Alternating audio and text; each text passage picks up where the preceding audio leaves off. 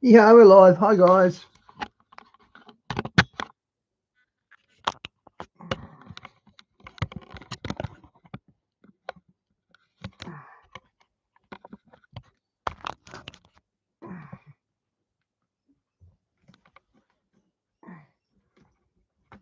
Oh, bloody hell.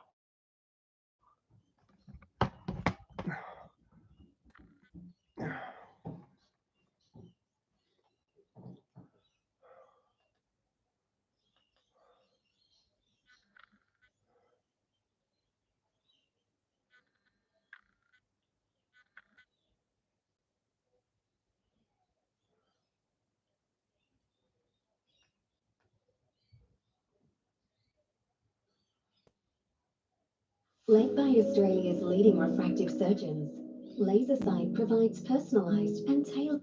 Is what he is.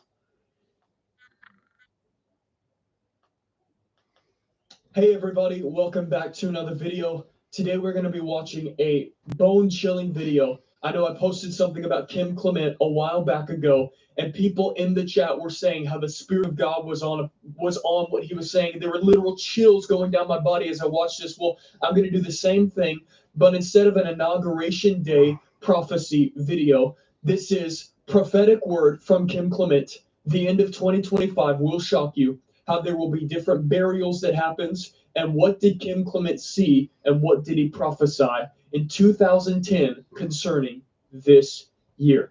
Now, as I've done in past times, I've had text appear up on the screen, and I've been saying, like, you've got to stay one more minute. I'm not going to do that today. I'm just going to trust that the Lord will have you watch however many minutes of this that he wants you to watch, and I'm going to pray that you watch this till the end. And I want you to get distracted. Hey, guys, good to see you, bro. If you want to put in your AirPods and listen to this and walk around, clean your house, vacuum, do whatever. I don't care. Get in the car, drive, play this on your radio. I just want you to watch this. Watch this until the Lord would have you go somewhere else, or watch it till the very end. I pray that you watch it till the very end. Because what Kim Clement saw, I believe, is prophetic. And many people may come at me in the comments and say, but Caden, Kim Clement, he is actually... Last, we watched this guy a couple of times. For a young guy, he's got his handle right, hasn't he? A false prophet. Listen, some people can miss it every now and then, but that doesn't mean that God didn't use him in a mighty way. Understand, Kim Clement, he had many prophecies that he said they came to pass. And notice I didn't say says, I said, because sadly, he's no longer with us. He's no longer here to see what he prophesied and see it actually unfold and happen in 2025 right in front of his eyes. For such a young bloke, he's very articulate, isn't he? But we are alive, and he looks a bit androgynous, to be honest. We're going to see it. In America, you need to stay awake. Like I said, Amen. I pray that you watch this. I'm ready for this video. I hope you are too. Let's hop straight into it. A serpent bit him. We overcame our greatest enemies. Mr. Gorbachev, tear down that wall. Do you remember how big that was?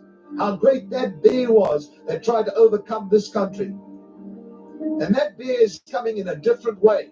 Russia is I'm telling you, and I'm not going to stop it every 12 seconds. This is powerful. Very, very powerful. And as you can tell, long video, but please stay with me. It would actually do your brain good if you didn't keep on scrolling reels and reels and reels. You just gave it a break and listened to the prophetic word by God. Is more subtle than you'll ever believe, and they have something. Yeah, he something is, isn't that's he? going to cause all kinds of chaos, and they won't know how it happened. Wow. Encourager of original link down in the description. Gloom and doom. Okay, I wonder if Kim Clement's a pre-tribber or a post-tribber or a mid-tribber. I've always believed in encouraging people, and I've always believed that if we serve a God as big as what he is, that there is some redemption always, no matter how bad the situation is. I've listened to many prophets who I respect speak about judgment against America. Yeah. And to a degree, I can sometimes agree that people bring judgment upon themselves. God doesn't initiate that in this time of grace. However, it does happen. Yeah. Whenever there's an earthquake, people say it's a judgment of God. I disagree. Jesus has already said to us, told us, there will be rumors of war, wars, There will be earthquakes and famines. And this is a sign. Labor pain. Yeah. What does that mean? Something is being born. There's so much bigger out of this. Why do we try and manipulate people by telling them that God constantly wants to judge them? Exactly. I'm not one of those preachers who travels around because I'm an evangelist. God has given me a mission to travel the United States and preach.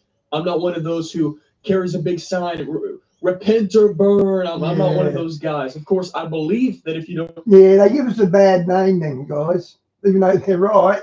repent, you will burn. I do believe that there is a side of God that judges, but I'm not one to go around just yelling out, God's judging you. No. There's a whole lot more to the picture. Continue watching. That mindset, as I mentioned in my devotional there, makes them conscious of God's judgment all the time. So that'll keep them straight. Doesn't keep them straight.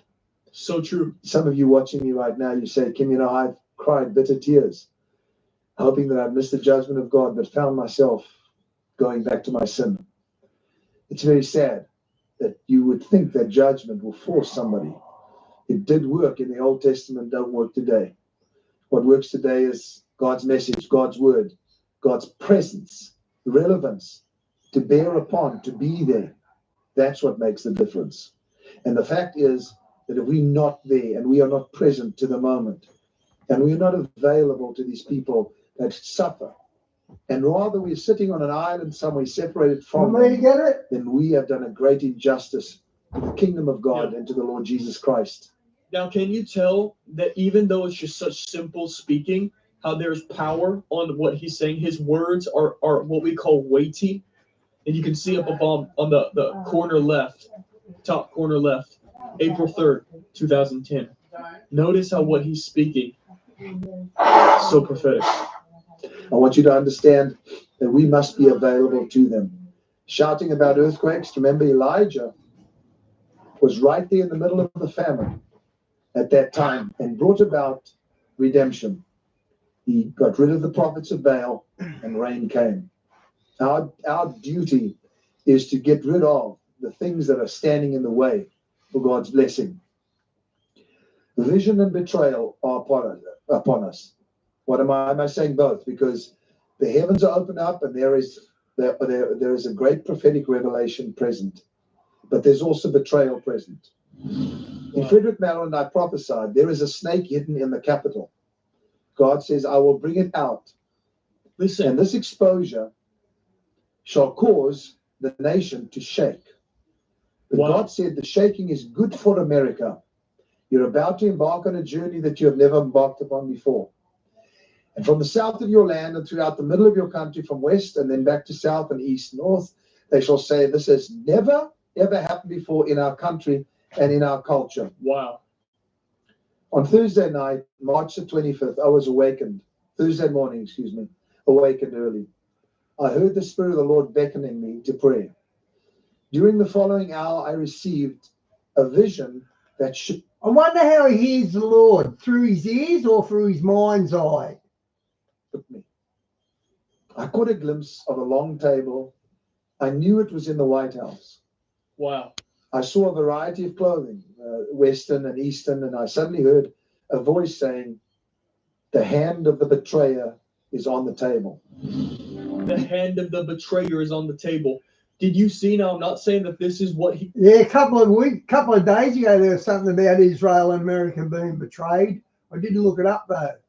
He prophesied, but did you see that Donald Trump just came out? There you and go. He had a whole list, sheets upon sheets of paper, about how past presidents have been spending money towards other countries that have been complete fraud, totally betraying the country with the finances and the taxes that the American people are paying.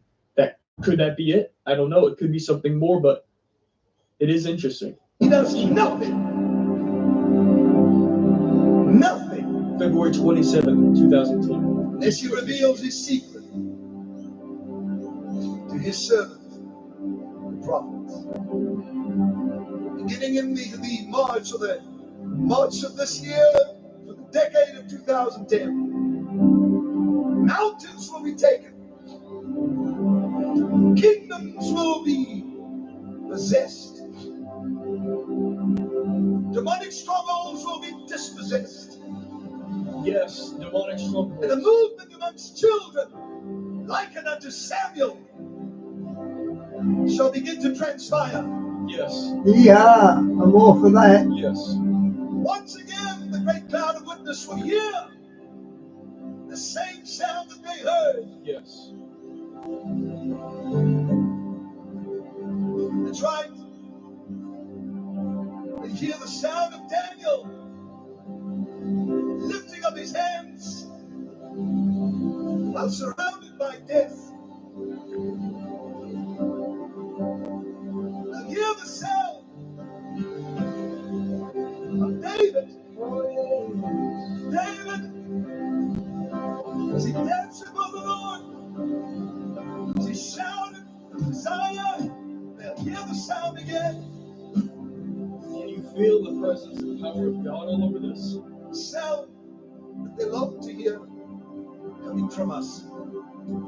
America will release a strong grip Nas, is he playing an organ? Kim Clement, is he playing an organ there? of secular humanism, Come on. the power of controlling organized religion.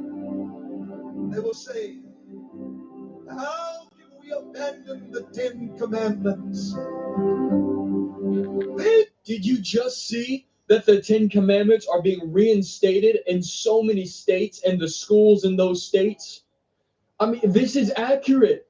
And what he said about the children, we have a young group who is more on fire for God in this day and age, that are hungry for the supernatural power of God than we have ever seen before. These were the laws that God gave to protect us. Wow. Groups shall be raised up that once protested and said, away with the 10 Commandments, away with Christ's words in the schools. God says a movement shall be raised up by these and they shall win. Come on. They will say, we tried to keep him out of the schools. We tried to keep him out of education, out of the legal system. But he came anyway. Could that be talking about President Trump? Who tried to keep him out? Yes. I want you to clap your hands and give God a shout of praise. It's a synthesizer, I think. Lift your hands, everybody. Come on. Whoa.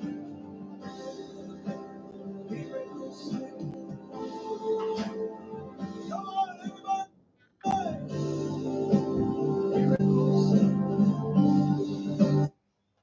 Is he going into prophecy or what? Do not only possess, do not only receive, but to possess the kingdom of Almighty God. Lift your hands up and receive your portion in this nation and your nation, all over the earth watching me right now. Wow. Raise your hands up Come and on, that say means the you. He name said of all over your the earth nation watching me right now. and make a declaration. The great and mighty army is being raised up, The great and mighty army is being raised up. and salvation shall come. Salvation shall come. Deliverance will come. Deliverance will come. Hey, I said, good to see you. Restoration will come. I'm going well, thanks. How are you? Restitution will come. Hallelujah.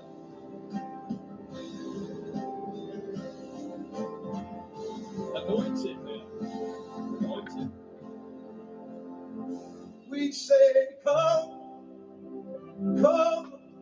Just feel the presence of God. He's supposed to be giving prophetic stuff for 2025. So far, he hasn't done it. I didn't watch this so I can watch him sing, Come, Holy One. even though I like the music. All this stuff happening, war, peace abounds. God has got the exact opposite going now to counter this. But let me tell you what else I saw. Now I'm going to really give it to you, so stay with me now. And guys, what I want you to do is to take this portion that we've just shared, and I want you to separate that and make that available to people just to watch that, not this whole show, just that piece that we're doing now. The betrayer is seated at the table of kings, celebrating with one thing in mind: to destroy God's people. That's what this is all about. Forget Elon Musk, maybe. America, forget about cultures and nationalities and politics and religion. It's basically just to destroy God's people. That has been the desire of the enemy throughout history. Right from the beginning, to destroy God's people. He hates God's people. He hates anything God created. And so his ultimate goal is to get to God's blood-washed, redeemed, and to get to Israel, God's chosen people of the Old Testament. So He wants them to be destroyed, annihilated. You are not excluded. My dear blood-washed friend, you are not excluded. And so America is being focused on right now. Israel is being focused. We know all that stuff. You can go to Jack van Impe to hear all the details, all the scriptures. I'm here to tell you about a vision. They have one thing in mind: destroy God's people. At the same table sits the deliverer.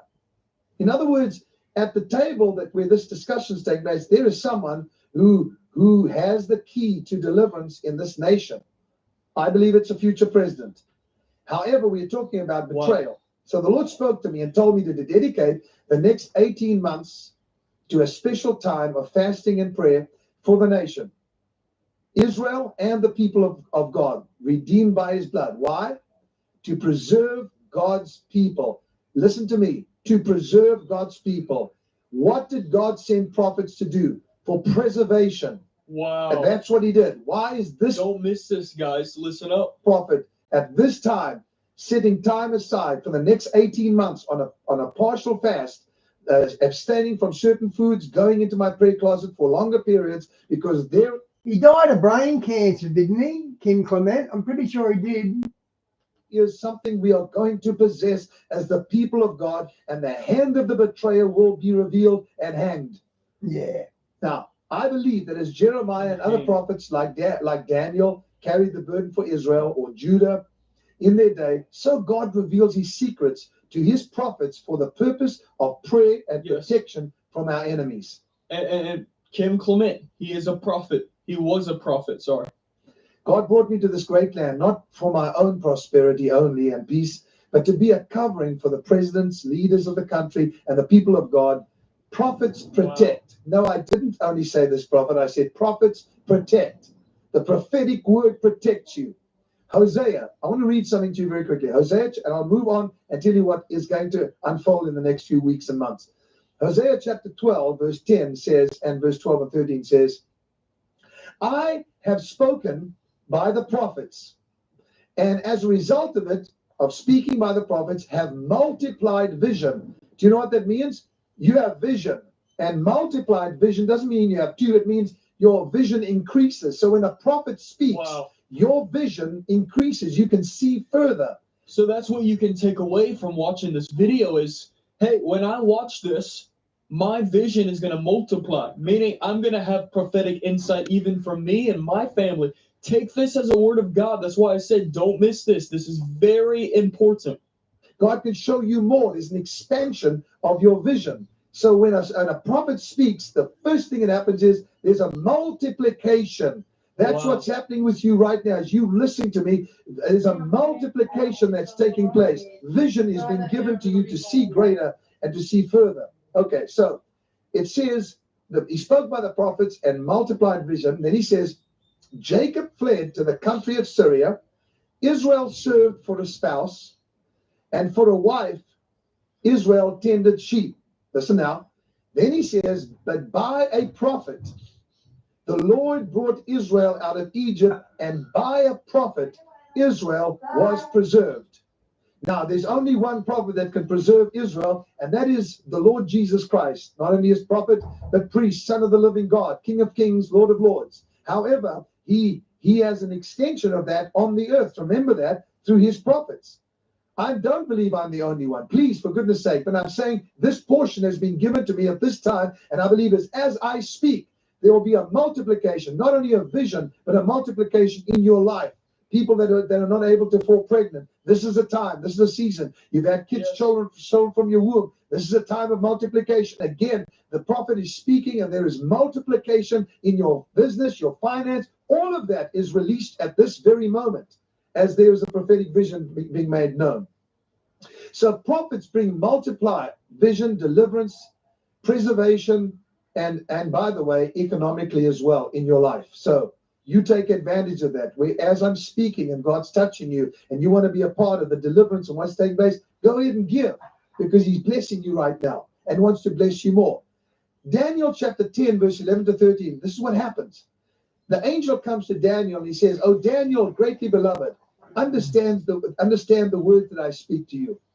He says, "For I have been sent to you." While he was speaking his word to me, I stood trembling. Do you know that when I saw this vision, I literally stood in my office, and waves of God's presence came on me, and I wept and wept and wept and wept. I just could not stop weeping. I was shaking like this, and I suddenly saw the table, and I saw these skirts and dresses, and I thought, oh my, and then the Spirit said, the betrayer is right there in the White House. Okay. The table is right there. The betrayer is there, right there in the White House. I said, God, please, not there, surely. What are you talking about? What do you mean? How can they be so close? Anyway, what I'm trying to tell you is that God said to Daniel, the angel said, Daniel, don't fear.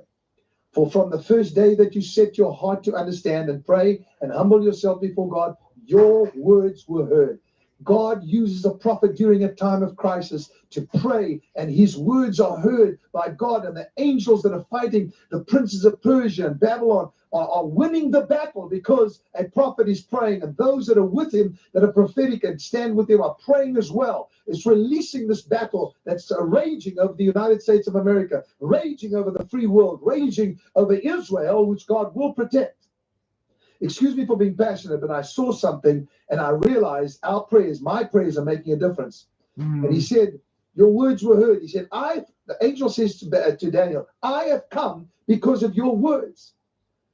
But he says, but the prince of the kingdom of Persia withstood me 21 days. And I was left alone to fight until Michael joined me. I want you to understand that the vision came to Daniel. Daniel prayed. Fighting for 21 days. It wouldn't be our days, surely. They couldn't fight for 21 days straight. Then again, it is heaven. God heard. That'd be a good fight to see, wouldn't it?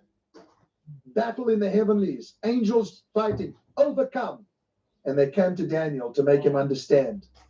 That's how big it is. You say, oh, that wouldn't happen in this day and age. Don't you believe it? That's the biggest lie in your... Vast. A lot of these prophets die young, don't they? Considering how old you can die. A lot of people live into their 80s now. Religious spirit will get you to believe. They want you to believe that God does not speak today. He does. He does. And if you're a blood-washed child of God, I promise you, you will hear his voice. Yes. In my vision, I saw betrayal at the table, and there was no doubt that this is speaking of the betrayal of the USA. Our eyes are Wow. Listen, the betrayal of the USA. This concerns you if you're living here. focused on Iran. Take them off Iran. That's not the issue. That would have been Biden, I reckon. That's the problem. And even if you don't live here, this still concerns you because, guys, United States is what's keeping everything in this world afloat. You realize the last thing that has to go before this Antichrist agenda, with everything that's happening with the one world government, the one world money system, the currency, everything, it's all part of the USA. The USA falls, so does the rest of the world. Yep. We're looking at Iran, and there's a betrayer that's coming from a different source. We are focusing on the wrong one. Oh, you said, Kim, you don't Focusing on the wrong one. understand. I do, believe me. I've read the news. I've listened to it. Everything is Iran's preparing itself. And yes, go ahead. But the betrayer is someone that can get close. The serpent is in the house. Now, listen to me. America has It's almost fought over. Continue watching. great enemies. It's fought a lion, the United Kingdom, Britain. Remember where you came from. Do you remember the battle for you to come to this country so you could have religious freedom? Yeah. You fought a bear. You know who the bear is? You know the bear is Russia. This has been, and this Cold War continues. I want to read you a scripture that will enlighten you so much. The scripture is in Amos. And I'm going to find it for you. Perhaps you can just push my little prompt up so I can see it. Amos, I'll find it. Don't worry, I've got it. Amos chapter 5, verse 18. I already got it here.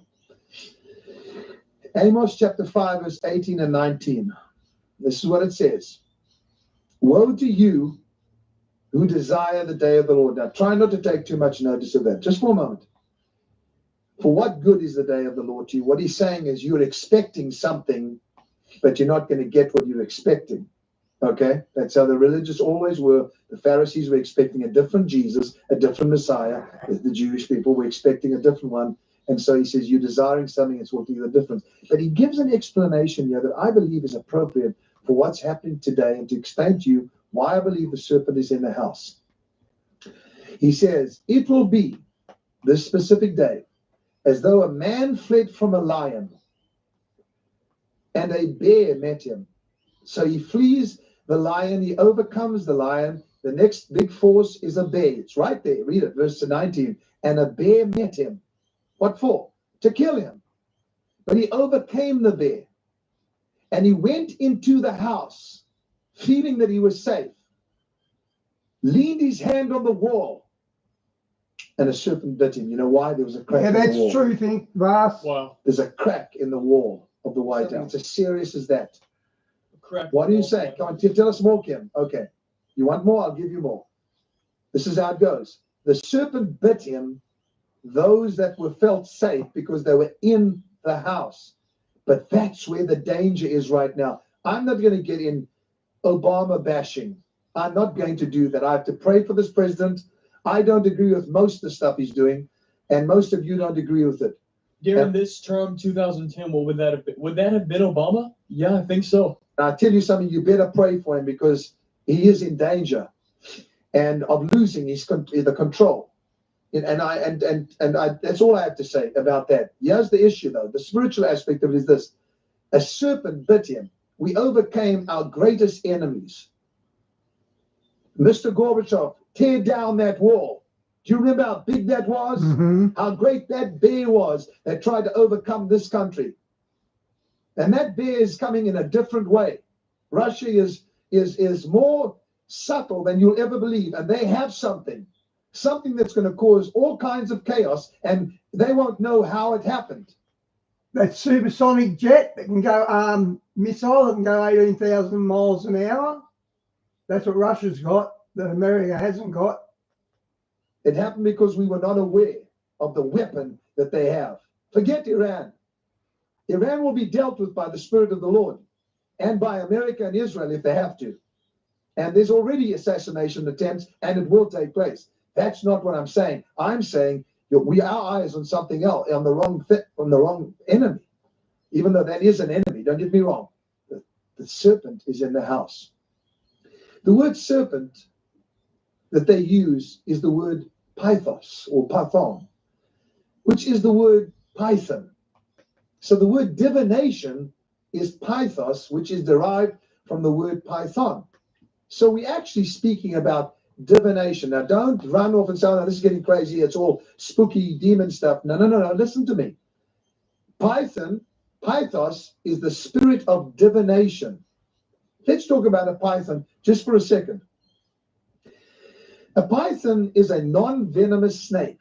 Yeah. It kills by squeezing, causing suffocation. It has to get close to its victim before it can do it. So how does it do? It removes the breath from its prey. That's the spirit that is on the White House at this very moment. That's the spirit that is in Washington, D.C. at this very moment. That's the spirit that I'm speaking about. The serpent in the house is actually a pythos spirit, which is a force of divination, which is basically how the python works. What does it do? It gets close, has to get close to you before it can suffocate you, removing the breath from the prey. So it literally squeezes its victim to death. That's what I'm talking about. America will overcome from the outside. Oh, but it will not if the enemy gets so close that it can bite in the house. Wow. And that's the burden that I have. That's why I shook, because I realized it's so obvious to the righteous and to people in this country, but There's so many that are blinded to this Messiah, this messianic president, and we have to pray. And everybody's doing their thing, trying to get Vast, why would he give the Ukraine any ammunition now? Like, the war's over. They're done like a dinner. What's the point of keeping this up? people to understand that this is more than just a Republican or a conservative or a liberal thing. This is much more dangerous. The python, you must understand, has bad eyesight. It doesn't see very well and limited hearing. So it uses its forked tongue to detect odors. It has to detect odors. The tongue flicks in and out to collect airborne chemicals and dust. And the more dust, the easier it can detect the victim. Dust speaks of flesh. You will eat the dust. That's what he's speaking about. Wow. You have to get close. And the only way you can detect it is by flesh, by non-spiritual affairs going on. And that's what's happening. Wow. Pythons swallow their meals, starting with the victim's head. Do I sound too dramatic? So, Kim, you're as bad as the guy shouting? It is curious how 3 different times they tried to assassinate Trump. Do you think something could happen this year? I pray not. I hope not. And many times there are prophecies that are given, not because they are going to come true, but so you can pray against them so that they do not come true. Are you hearing me? The judgment. I'm just telling you what I saw. This is the nature of divination. The spirit has to get close to you to Vast, who's MRT? Who's that?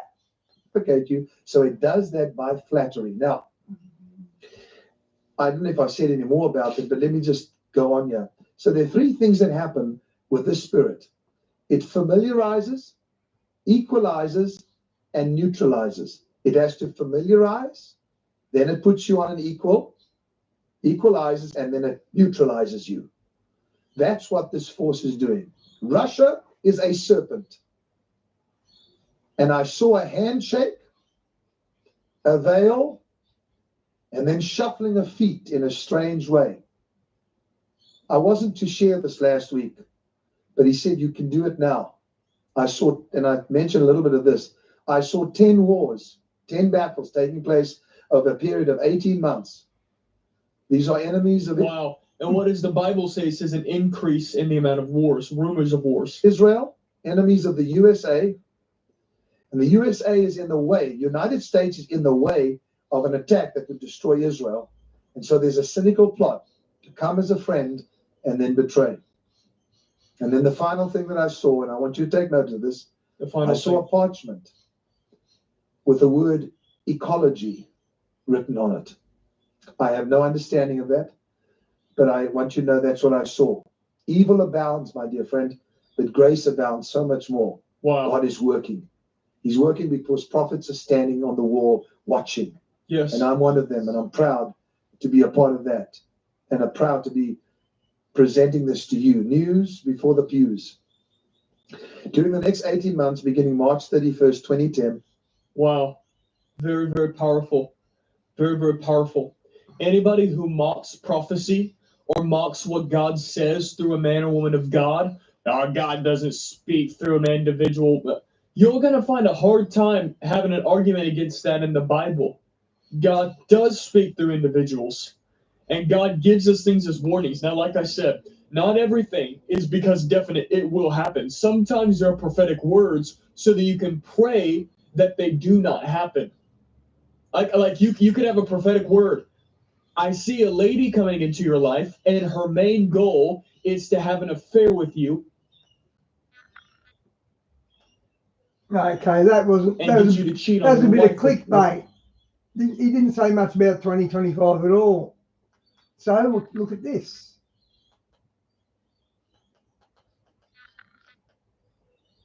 Rise up, rise up, rise up, rise up.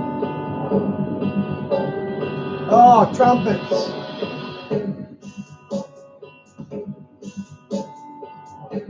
Who is able to make war with him?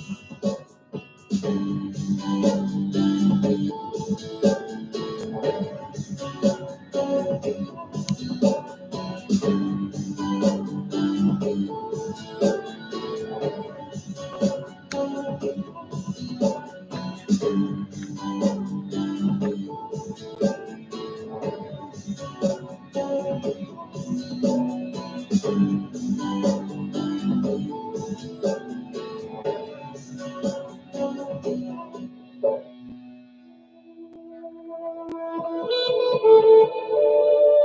everybody, and welcome to the Midnight Ride. It is now 2025. Are we on the cusp of the beginning of the Great Tribulation? Many strange things have been said and prophesied about 2025. How close are we? Find out tonight on the Midnight Ride, and it starts right now because we are now Live. What's up, guys? Live from the Puritan Barn. Can you believe it? Once again, live from the Puritan Barn in such a time as this, man. It's really cool. Thankfully, we are here, and thankfully, you guys are here. You guys could be really anywhere, but you're here, and so I'm just in love with that. It's amazing. Tell us where you're from in the chat. Let us know how you're doing. We love to hear that kind of stuff. And tonight is going to be one of the, I guess, most interesting midnight rides that we've done. This is like prophecy style, but also there's so many current events going on that we have to mention that have been going on in 2025. 2025 is an interesting year. We've done broadcasts on it before, and this year has been prophesied about by occultists and many different people in the past. So we're going to discuss a little bit about that and tie all that in. And I'm really excited to do it. Before we get started tonight, I would like to invite all of you guys to SpiracyCon 2025, which is in Cave City, Kentucky, home of Mammoth Caves, home of Jesse James the Outlaw, and a bunch of different cool stuff there in that area. And we're going to have, me and David are going to be there, which there's going to be a lot of other guests too that you might even like more than us, but we're going to be there, and we're hoping for a chance to meet you guys and also to do a live midnight ride in front of a live audience. And so we're excited to do that. You guys can scream live with me, but we have a ton of different guests. Go check that link out, spiracycon.com, and you guys will. I did a live There's not with too many you. conferences around like this. In fact, I don't think there's any that don't feature real life presenter, real life people, rather than actors and established people that do every single circuit. So this is going to be really unique, and we appreciate it. David, do you got anything you would like to announce before we get going? tomorrow night on FOJC Radio, Underground Church, 7 p.m. Central, Weather Apocalypse. We're going to be looking at what the Bible says and what Black Science says, and a lot of other things concerning the strange goings on we've had. So Weather Apocalypse tomorrow night on FOJC. You know, David, this is off subject from everything we're going to talk about tonight, but I was thinking about this earlier. I bet the solar panel people and all that really hate these weather mod people, man. Yeah. You know, I can't imagine that's good for business. Yeah, no, there's a lot of those companies gone bust, and a lot more will too. I'm talking about that because I watched a Simpsons episode because I wanted to see like some of the parallels, and there was one where Lisa had built a solar power car, but there was other people doing weather mods in the sky, and her solar power car couldn't win because of that, and it kind of like created this thing. Pretty interesting stuff. We're there, man. The Simpsons have got a lot of stuff, man. That's just unreal. So, anyways, David, I'm ready to go if you are. Let's ride. All right, guys, I want to start off tonight, first off, by just saying this because there are a lot of our listeners. I realize you guys are very open-minded people, very smart people, and you look into so many different things. And I know that a lot of you are actually looking into the idea of Satan's little season. But I wanted to tell you this. I'm going to do a show about this one day. Me and David are going to come together and look and build timelines so we can actually show you what Satan's little season is, because one thing I know is when I became aware of the Satan's little season ideology, I went out and researched, still am actually. I don't like to make up my mind quickly about something if I'm going to make up my mind about it. I like to look at things thoroughly and understand them 100%. Yeah, I knew he was going live now. Before I just jump dead in. Ross, I knew he was going live and now. So I think I've got it nailed down. They're all the different little season people believe something. When they go live, it's during our stream usually. That's when they go live, when we're streaming. Different, but I think I actually have it nailed down to the only way it makes sense. And what I will tell you is this, that I don't believe that we are in Satan's little season. I would have to see more evidence, and I think there's more evidence pointing that we're not. But even if you believe that we're in Satan's little season, it would be incorrect of you to think that the only text that applies in Revelation to what you're going to go through is Revelation 20. I don't believe that at all. The Bible is written in patterns, and you can see the patterns. They're not all chronological from Revelation 1 all the way through. So you need to understand that first off. There's a lot of people that believe in Satan's little season that believe, oh, all we're going to experience is this, and this is not, and none of this other stuff is going to happen. That's false. That's not true. That's not the way it works in the eschatological timelines. Yes, Satan's little season would come after the 1,000-year reign, but that does not mean that another tribulation type period is not going to come upon us. I think the Bible is very clear that you have different weeks, you have different time seasons that it goes through. And David, I would love for you to just kind of discuss the idea of the tribulation, because from what I understand, we've talked about this. I've read the Ante-Nicene Fathers.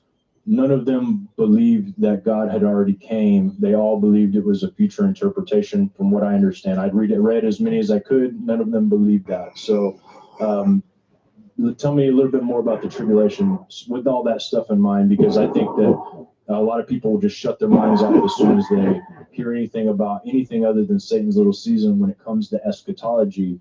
But I don't want people to be unaware. And so please listen tonight. Listen, combined, I'm not saying me and David are the smartest people in the world, but we do study the Bible. We do it honestly. And if we're wrong, we don't mind saying that we're wrong. So with that being said, remember that the things that we're talking about tonight that are going to be coming upon the earth are coming whether you believe in Satan's little season or not, or whether we are in Satan's little season or not. And the mission remains the same. So please stay tuned. Don't distract people. That's a dangerous topic, I think, weather manipulation. I think that might get a community strike because it's still secret. So I'm not going to play that, mate. On the chat with that stuff. And let's enjoy the show tonight. David, explain to us what this is. Well, the apocalyptic literature, and we did the entire Midnight Ride on the Jewish apocalyptic, which would be like the Book of Enoch, Second Esdras, and many other Jewish apocalyptic writings. They all have the same flavor of Enoch 1 and 1. The words of the blessing of Enoch, wherewith he blessed the elect and righteous, who will be living in the day of tribulation when all the wicked and godless are to be removed.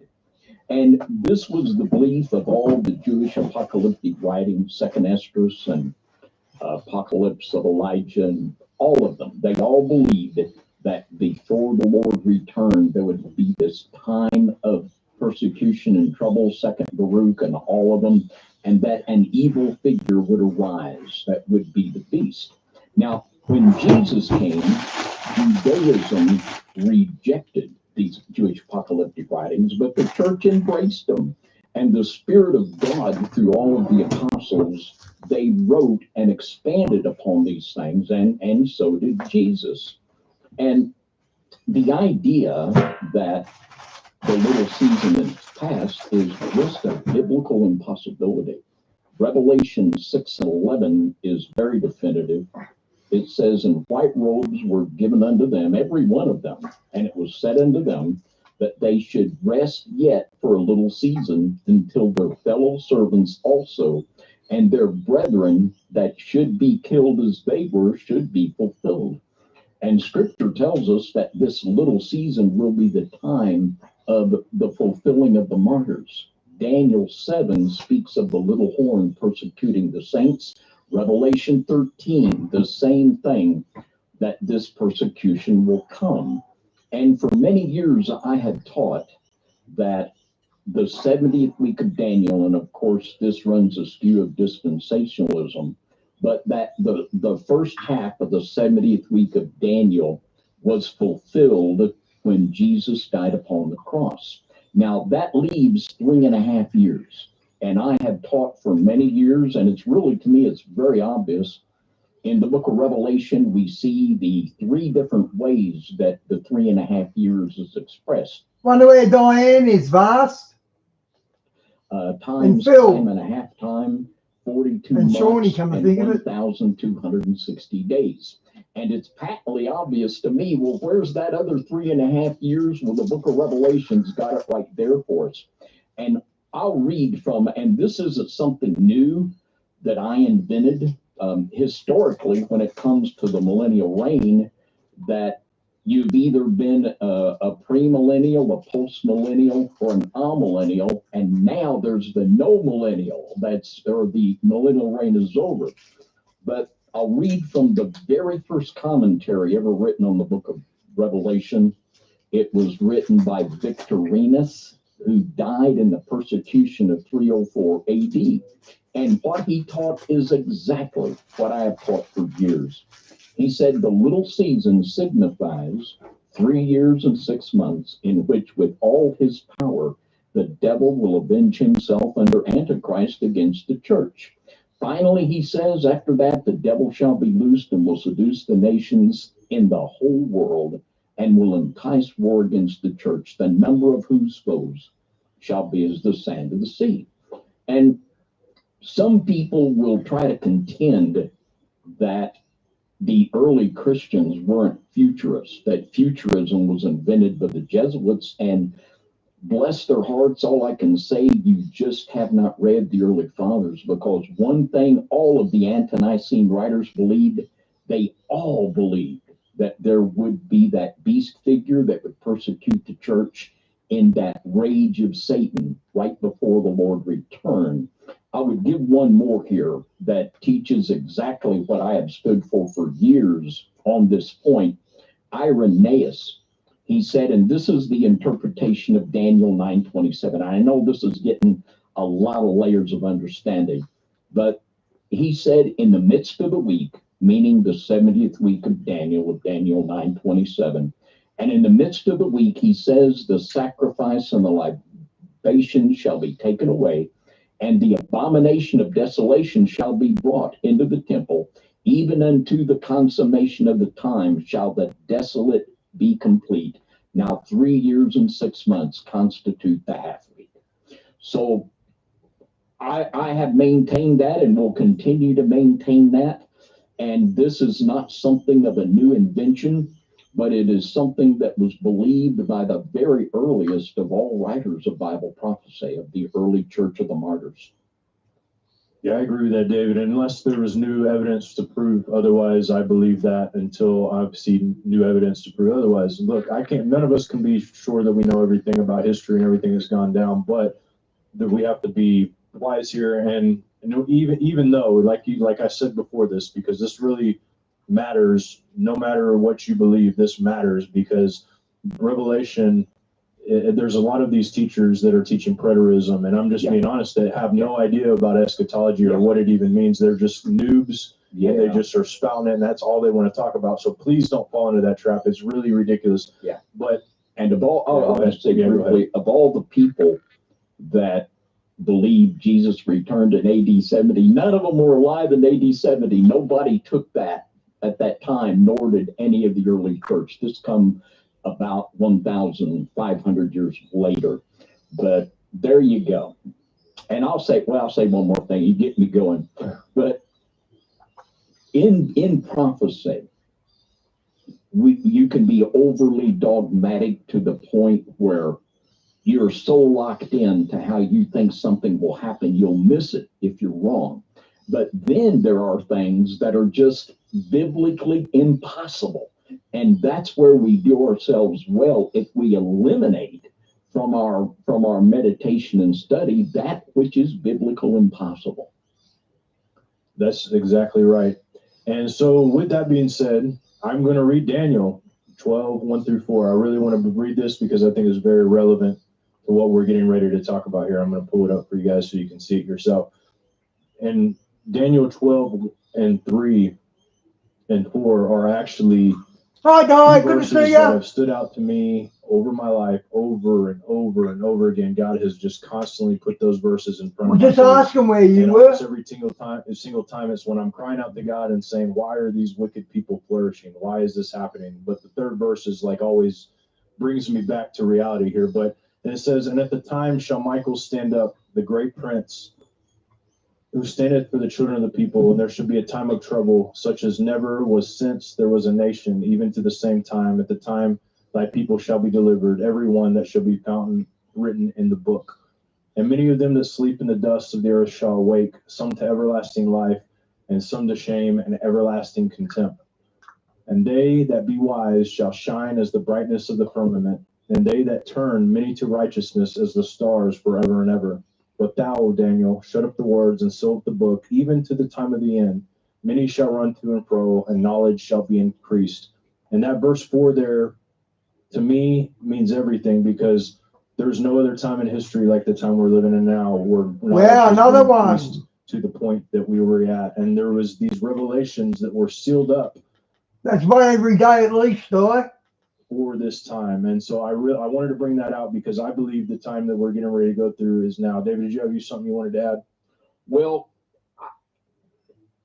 it's so right. I mean, it's crazy. The technological advancements are almost daily. So something new's going on. But I associate that. And that word, when it says Michael will stand up, that word in the Hebrew is amad. And this is used in the scripture that describes the Feast of Trumpets. And it means to stand up, stand still, and come to attention. And it speaks of the way the people all stood up and amad when the scripture was read on the Feast of Trumpets. Mm-hmm. Now, I relate that to the Revelation, the 8th chapter, where it talks about the trumpets. It says, and when he had opened the seventh seal, there was silence in heaven about the space of a half hour. And then the 7 angels come out with the trumpets. And when Michael, he is the warrior that fights in the spiritual battle against the fallen angels. And at this moment, when he stands up and stands down, literally, this will be the time when I believe the trumpet judgments are unleashed, and we'll see the release of the restrainer and the casting back into the first heaven of Satan. So it's an awesome thing. All heaven, I believe, will stand silent when Michael, the great warrior for the Israel of God, when he stands up and stands still. In other words, he stops restraining. Michael and the angels are the restrainer, and it will stop one day. I agree, and I can't wait for that day. Actually, part of me says I can't wait for the day, but the other part of me knows that there's a lot of crazy stuff going down during that time. But yeah. So, guys, I wanted to we're about halfway through the year. And so I wanted to review a lot of the things that have happened this year that lead me to believe that it's very possible that this year is very significant. I'm not going to say it's the start of the tribulation, but I'm going to say that there's something very significant about this year, and I can't get off of it, and I'm going to show you guys why. They're just running amok now, Di, aren't they? Here. So I'm going to talk about this first, since we talked about this last night, and this is fresh in everybody's mind. We have the whole Epstein thing where we figured out that the people that rule our country are controlled by a foreign intelligence operation, it seems like, and that it seems like there's no justice going to be happening. I just saw Trump's Truth Social post today, and I was kind of disappointed in what I saw about that. But this is a monumental thing that marks for a lot of people what we thought was going to be an uncovering. Diane, I reckon they're catching in and then bailing out. Of the world's wickedest people in the world that are doing horrifying things to children, but it was not. So there's one thing that happened this year that is unique. We also have the signing of the Abraham Accords, and this is another thing that strikes me as this peace treaty that we hear about in the scriptures that is very possible. This Abraham Accord is a very, very big deal. To talk about one that comes on doves, Trump. There's even a Time magazine where it's called Trump the Dove. I think that's what his uncle John Trump called him. And John Trump was the man who collected Tesla's evidence, and there's all kinds of stuff about that. But this is this Abraham Accord, which pulls a treaty with the Middle East. And obviously we see how that's going right now. But the Abraham Accord is something that is very interesting.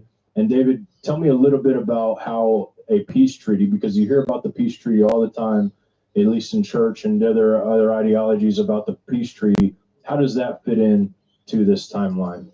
Well, in Isaiah, in the 28th chapter, it says that the leaders in Israel will make a treaty with death and hell. And I believe that will come about as the result of Israel being forced to. In Isaiah 17, Hey, Phil, good to see you, it mate. speaks of Damascus going away from being a city, and it also speaks of massive devastation in Israel. And we studied the passage in Ezekiel 38 and 39, where Gog will come up against cities that are at peace and unarmed. And there's no way in the world Israel will ever disarm unless they are forced to. And I believe that Israel will be hit to such an extent that to survive, they will literally sign a treaty with the beast and the false prophet who will ensure their existence. I believe that's how that will come down. And it looks like we're just terribly close to that, in my opinion. Yeah, that's right. On to the next. Now, we also have the red heifer. Now, there was a article that recently came out that stated that the red heifer was disqualified and they burnt the body in a mock ritual here. This is the video of this happening. One of the rabbis over there said that he can't say that they any longer have a red heifer that qualifies. However, I researched a little bit more, and Byron Stinson, the guy who is the one breeding and bringing these heifers, he reassured that there are at least 2 heifers that still meet the qualifications.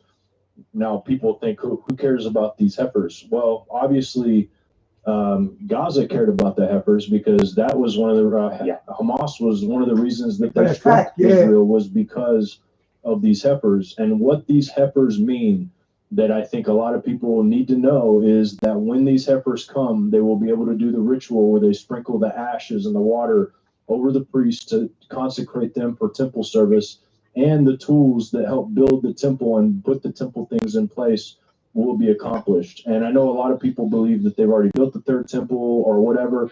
None of that really matters to me, because I think what Jesus said when he said that I'm going to tear this temple down, I'm going to build a new one in 3 days, he was very clearly talking about himself being a temple. And he also, in the scriptures, we hear that our body's the temple. And so people are like, oh, that's another thing. A lot of these Satan's Little season people are like, well, where's the temple that the angels are measuring? Well, what about us as humans? Isn't that what Jesus said, that we're the temple of the Holy Spirit? So there's a temple right there. However, when it comes to Zionism, and I'm going to say this loosely because I don't know everything, but I get the sense that it's more of a political domination movement that wants to spur on its interpretation of how the end times are supposed to play about. We've been taught so many years that Israel is going to build another temple. They're going to build another temple, that they believe that themselves, and they're going to try, and they may actually go through it, but that's not a qualification, in my opinion, for what we're experiencing when it comes to the temple. But all of these things, nonetheless, are in play, and that makes it relevant. And David, do you have anything to add before I move on to our next point here? Well, I personally don't believe that they will rebuild a temple on the Temple Mount. Just like John said, you read John chapter 2 and all of the prophecies about the branch rebuilding the temple. The only rebuilt temple the Bible talks about is the one that Jesus will build in his people. But these people, the Talmudists and the Zionists, they very much believe and are working toward that.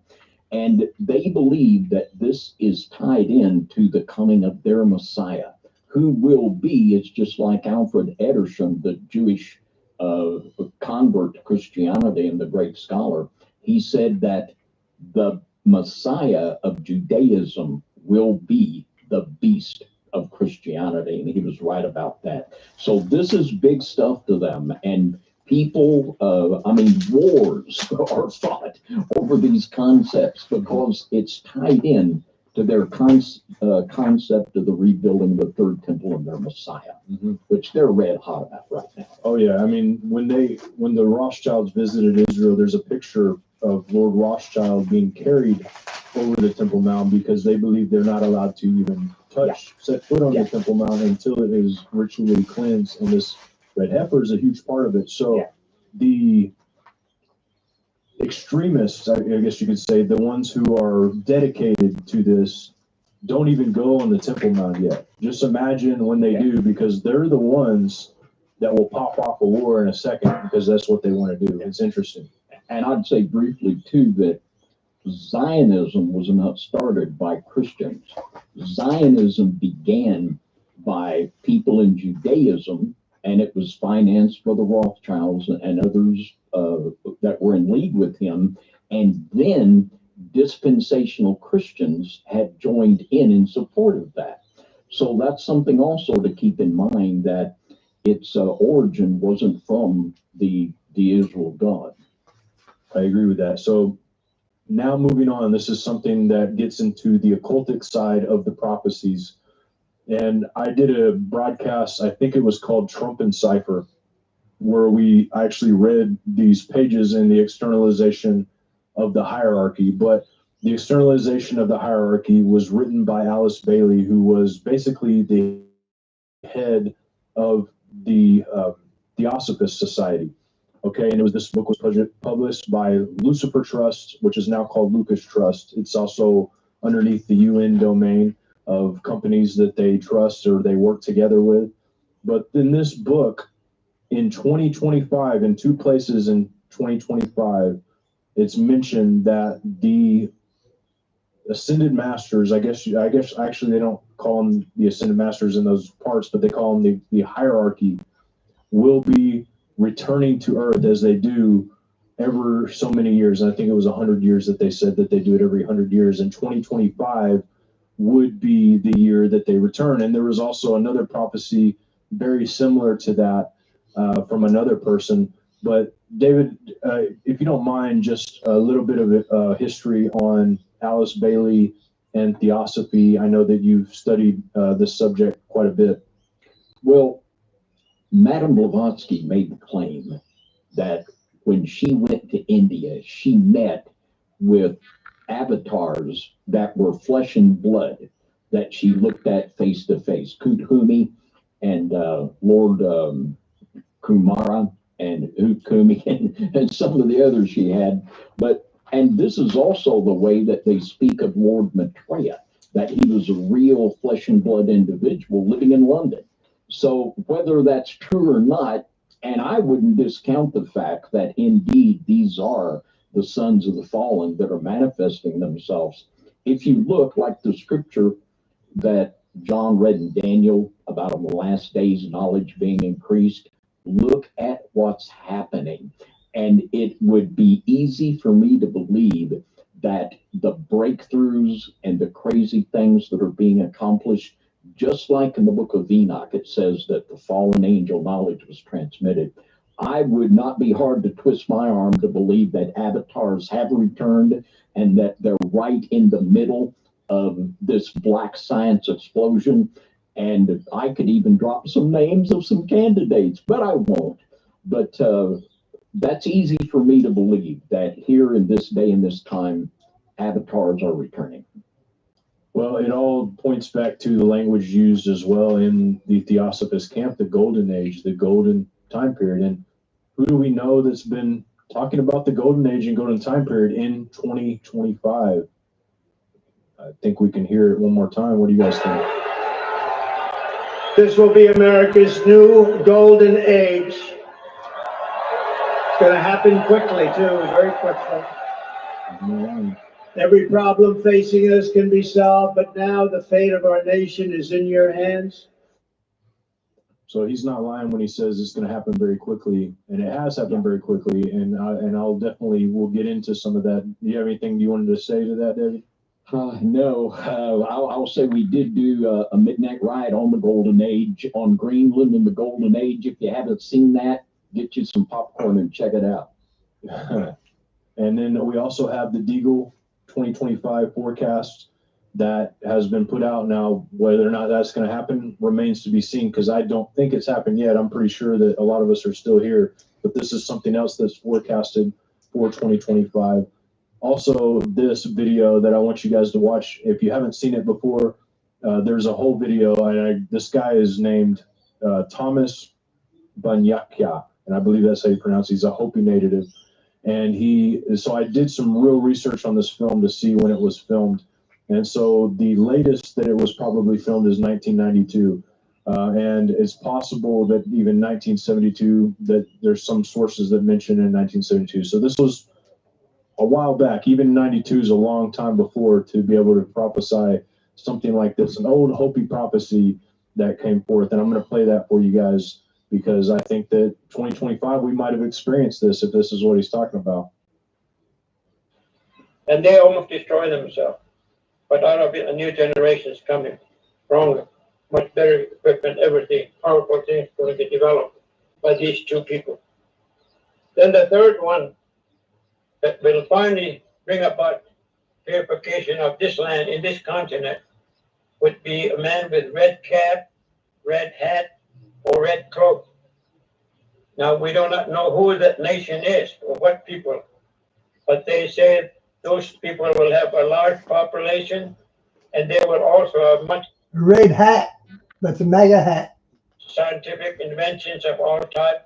Very powerful nation going to be. So once you start moving, these others two will join him with all their power and might. The three of them going to come here quickly together, and nothing can stop them. Interesting, huh? Yes. Yeah. I don't know what to make of that, but I can think of a guy with a red hat that has a great population of people that's very technologically advanced that it might fit the bill. What do you think, David? Yeah, it sounds like it. Yeah.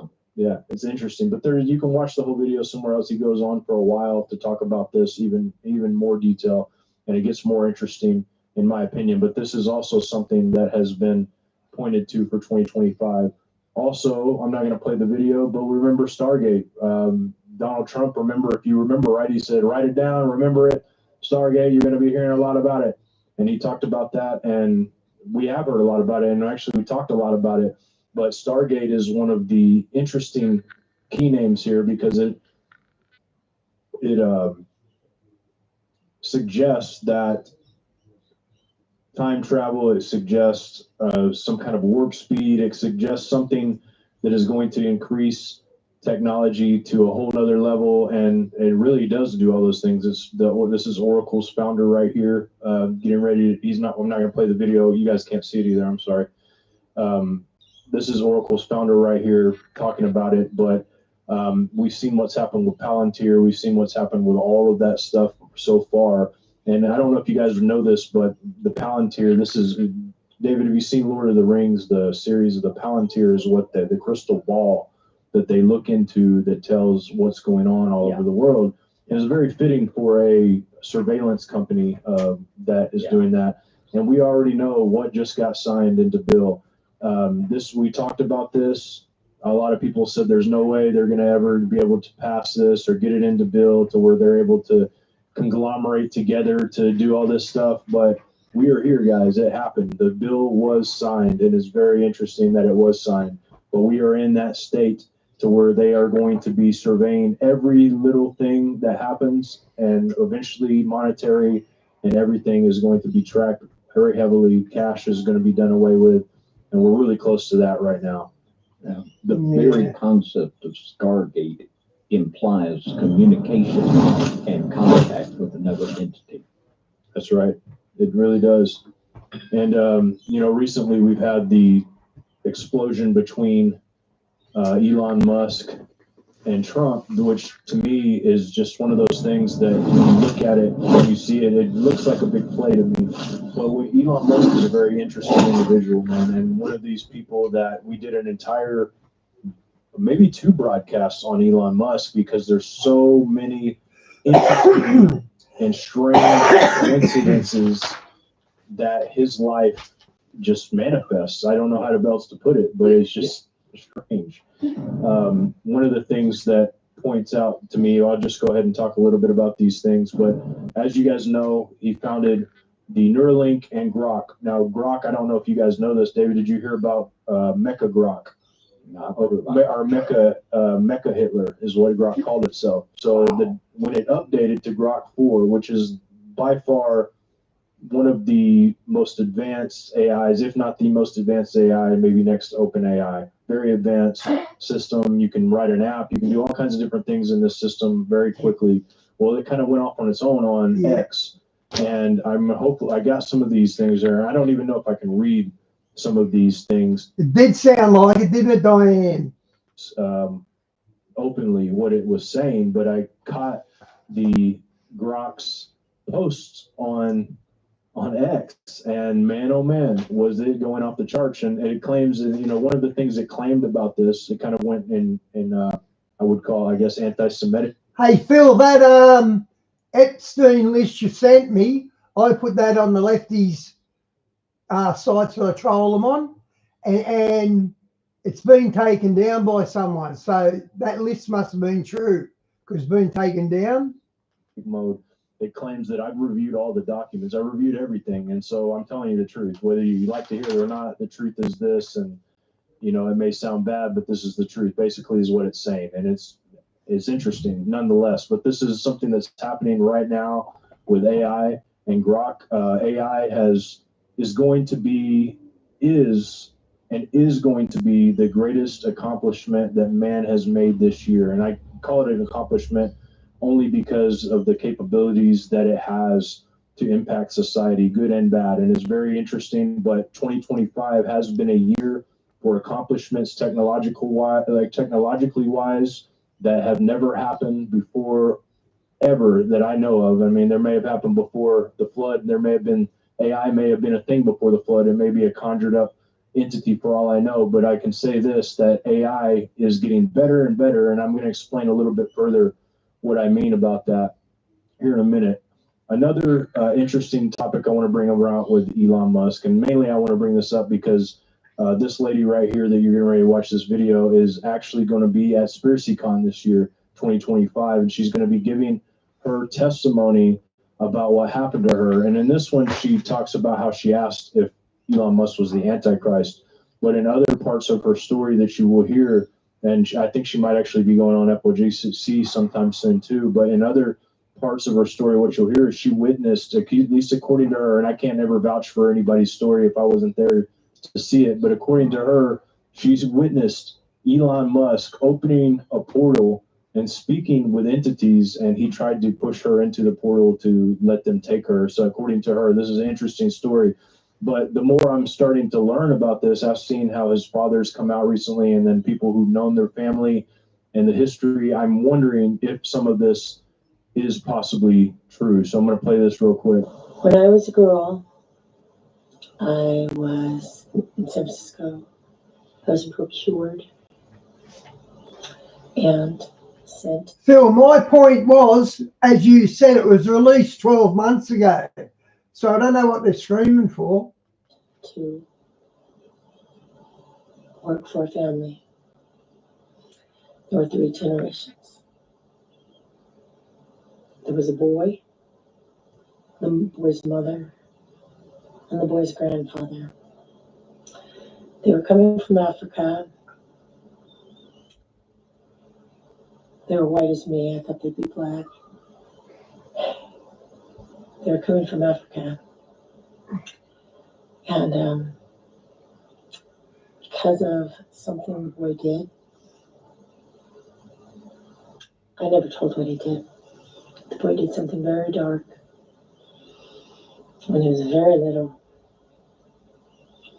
And I was just coming to know Jesus. And Jesus saved me. And anyway, the boy did something very dark. And I never told what he did. And then one day I asked someone in the circle, Imelda, Joaquin's mother. I asked Imelda, I said, is he the Antichrist? I was 13 years old. She didn't even blink. She said, no, but he will present the mark. And when you see him do that, the Antichrist will take the stage. Wow. Interesting stuff, because wow, I've heard that before, but wow. Her story is interesting, and whether you had that story or not, you might come to the same conclusion that Elon Musk is the one that's going to introduce the mark. I've thought that that's very possible. Neuralink, actually, the gematria of Neuralink is 666. Neuralink is an implant that goes into the head, and maybe one day they'll have updates. We've seen RFK saying that he wants everyone wearing wearables. I don't know if you saw that or not. Everyone wearing wearables, and these are tracking wearables that track your whereabouts, they track your health, they track all of these things. And I would imagine eventually we'll be able to buy, sell, and trade with those things as well. And that's another reason that we need to be not too dogmatic about Scripture, because some people believe that the mark of the beast has already happened and it's over with and won't come back. Where I believe that it has happened before and it will continue to happen, and it will happen again at the end of times. I believe that. And I think it's very clear that we're in the time, the only time and period where worldwide this system could be enacted. That's another thing about the Satan's little season belief, that we're in Satan's little season and that everything was fulfilled in 70 AD, is that there's no way that the church had time to disperse all the way to every far reach of the world. It was impossible. Amen. Revelation itself, possibly written in 95 AD, which is what most people believe, and there's actually historical evidence to back it up, whereas there isn't historical evidence for the earlier version of the writing to back it up. I'm not saying it's not possible. I'm just saying there's no historical evidence with that later writing. And with what he talks about for the seven churches, the problems that they've encountered would only be available to a church that's been around for a little while, because you don't start up a church and then right away, because most of these churches weren't started till right after the dispersion of like Paul and John and those people to Asia and near close areas. And so to me, it's pretty much impossible to say that the dispersion happened at those times. And sorry, I'm gonna lost my track here, plain of thought here. So anyways, we'll move on here. Peter Thiel, an interesting character. I don't know, David, have you seen his interview recently that he did? I have not. I will show a part of it. But Peter Thiel is the one that started PayPal with Elon Musk. He's the first investor of Facebook. He's the leading investor of Palantir, a billionaire, proclaimed Christian, but also homosexual man that lives in Silicon Valley. And he has been talking He's about as Christian as a pope. Warning about the Antichrist. It's very, very interesting. Almost like he knows something that we may not know. But this is an interview that he did, and I've got the transcript here. I can only play a very short part of it in order to keep from getting copyright strikes on this. But I'm just going to read a little bit of what the interviewer, which his name is Ross, asks him, and then I'm going to show you the answer.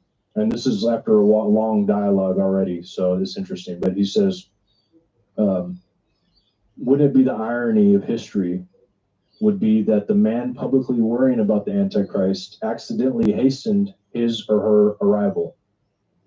Okay, so here we go. This is his answer. This is how he stuttered a little bit more before this that I didn't catch, but you get the idea of his answer here. It's very interesting. There are all these different scenarios. I obviously don't think that that's what I'm doing. I mean, to be clear, I don't think that's what you're doing either. I'm just interested in how you get to a world willing to submit to permanent authoritarian rule. Well, but again, there are these different gradations of this we can describe. But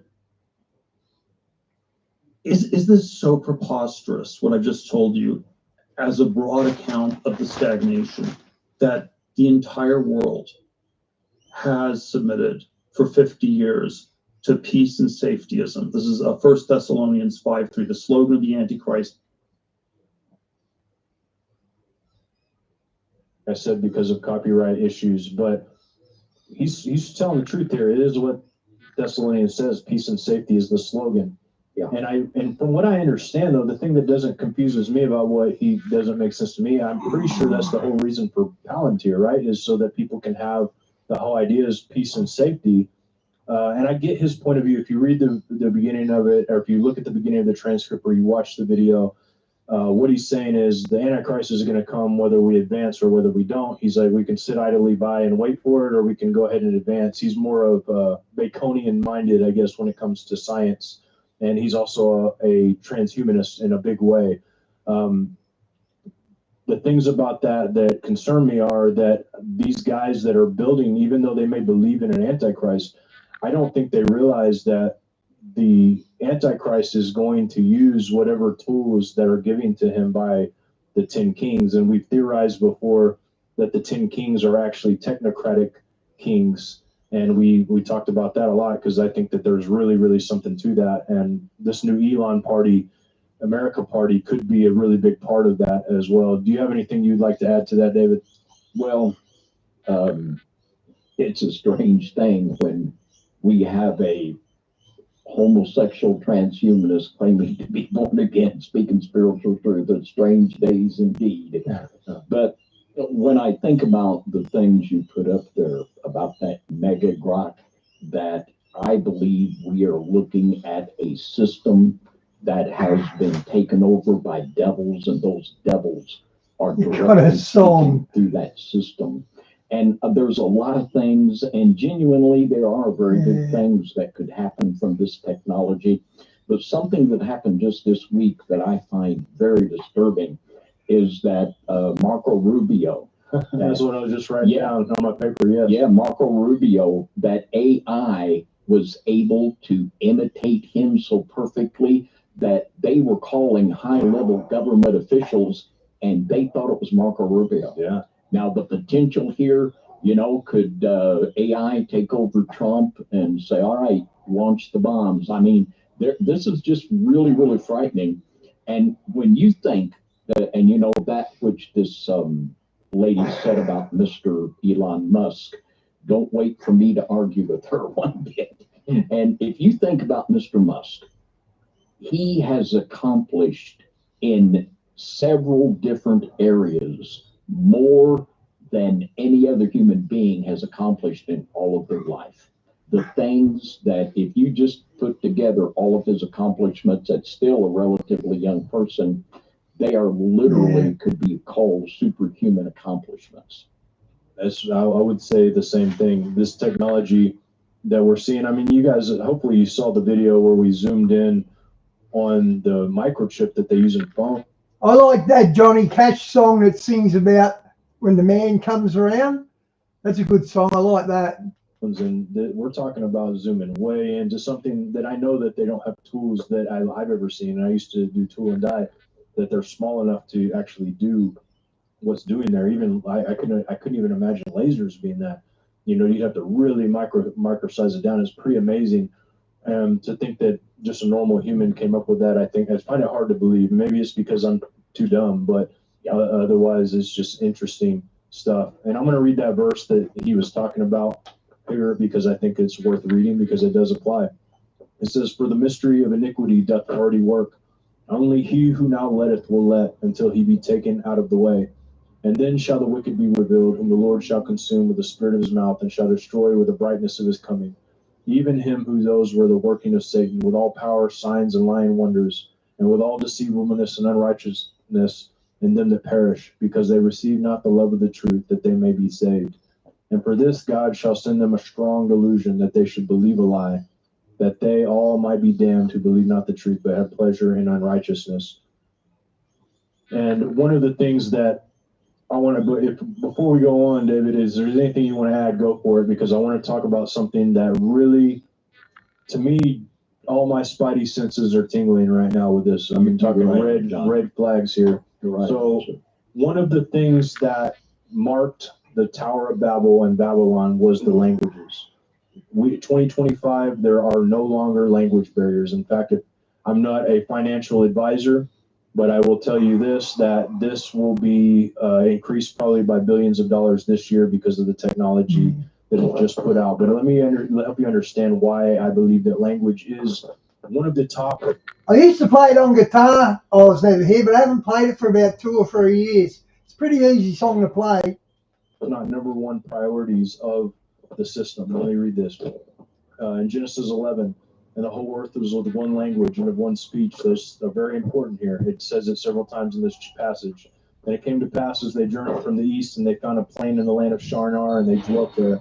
They said, "Go to let us build up a city and a tower whose top may reach into the heaven, and let us make a name, lest we be scattered abroad upon the whole face of the earth. And the Lord came down to the city and the tower which the children of men builded. And the Lord said, Behold, the people is one, and they have one language, and this they begin to do, and nothing will be restrained for them, which they have imagined to do. So it correlates the one language with not being restrained. It correlates this one language and one speech being part of the things that it had to change, because we know that one of the major things that happened in Babel was the dispersion of the languages. And I will say this is what's getting ready to happen. David, you want to add to that? Or no, you go ahead. Genesis 11:9, another verse here. It says, Therefore is the name of it called Babel, because the Lord did confound the language. The language is very important here. Let me show you what has been introduced this year that is monumental and creates no barriers anymore. If you travel, some of these you can download, and you will not even have to use the internet to do it. You can download hundreds of languages, and this works great. And there's already been huge strides in this, but the bigger strides have already just recently happened. And I keep up with it because I like to be able to understand what people are saying if I'm in a foreign country and all of this. So it's a really great tool, but at the same time, is there something more here? Let me read this. On June 9th, Apple introduced live translations. And this is really interesting because whether you're on messages, whether you're on FaceTime, whether you're on AI learning, whatever, you can literally instantly, as you're hearing somebody speak another language to you, it is translating that language, and it's getting better and better every day. I'm talking like leaps and bounds every single week because I've been keeping an eye on it. Also on May 2025, Google announced its Google Meet, where it has DeepMind and all the languages will be doing the same things. It'll have great tones, like to where the voices are great and they'll match, and it'll be in low latency, so it's instant. And then Interprify, which is, I believe it is the Microsoft Teams that has announced Interprify, and it is already working very good as well. It's very interesting, this, and you can take a screenshot of this if you want to research it more later. Like I said, I'm not a financial advisor, but I would say that if you're looking to buy stocks, this might be one that hits the roof running here. And David, I'm going to go into another section here, but do you have anything you want to add to Well, that? I mean, it's hard to miss that they're trying to reverse Babel. You know, it's just what they're doing. They're trying to bring back Babel. I would agree with that. Yeah, so would I. So moving on to the next thing. This is an interesting one. And at our conference, actually, Jillian is the one who told me about this, and I found a lot of other things interesting about it too. But she told me about this, and she's doing a presentation on this subject at SpiracyCon 2025. She will be there. Jillian Stone. She's the girl that does DOC with David, and she's been here to fill in for my space several times. She's very young and a very wise young lady, so I'm excited to do it. But so I want to give credit where credit's due. She's the one that told me about this, and so I looked into it, and I'm sure she'll go into much more detail than I will tonight, because this is just one of the things I want to talk about. So I went through prior dates. The idea is that Uranus entered Gemini on July 7th. On July 7th is when this happened. And significance of this can be a lot more than I'm going to talk about tonight, but this is just what's happened every time that Uranus entered Gemini. In 1941 to 49, World War II, Pearl Harbor, atomic bomb, early computer technology, and radio propaganda expanded. 1859 to 1866, American Civil War reshaped the U.S. Charles Darwin, The Origin of Species, the transatlantic telegraph cable, and it marked the communication leap. In 1774, American Revolution, Declaration of Independence, French Revolution. 1690 to 1698, the Glorious Revolution, British parliamentary rule, early advancements like Newton's principle. 1606 to 1614, the Jamestown settlement established first colony in America, and the 30-Year War began in 1618. They went missing from Jamestown, didn't they? The pilgrims from there, they went missing, didn't they? In European conflict, a very big conflict in Europe. 1523 to 1530, the Protestant Reformation, Martin Luther's excommunication, printing press was starting to spread, and transformation, religious and intellectual landscapes were being bound. Now, this, I went back a little bit further because I was like, well, if it's happening then, it's going to be happening other times now too. So I went back, and 1439, 1447, Gutenberg press. Without the press, there would be no books all around there. We all get. This is when propaganda and information spread like wildfire, and also when very good. See, this is the thing about these tools. Post the train. Good things happen and bad things happen. Bad things happen because now we have more misinformation out there than can ever be talked about. But the good thing that happened is Bibles were printed out and all over the place. So a very big time in history, one of the most pivotal times in history, I would say. 1355, the 100-Year War continued. The Battle of Poitiers, the Black Death, 1271, Marco Polo began his journey. The Yuan dynasty consolidated power in China. Big turning point and interesting time in China, by the way. If you don't know Chinese history, it's an interesting study. Then the next one, 1188, 1195, Third Crusade, 1104, 1112, the First Crusade, and 1020, 1028, Byzantine Empire.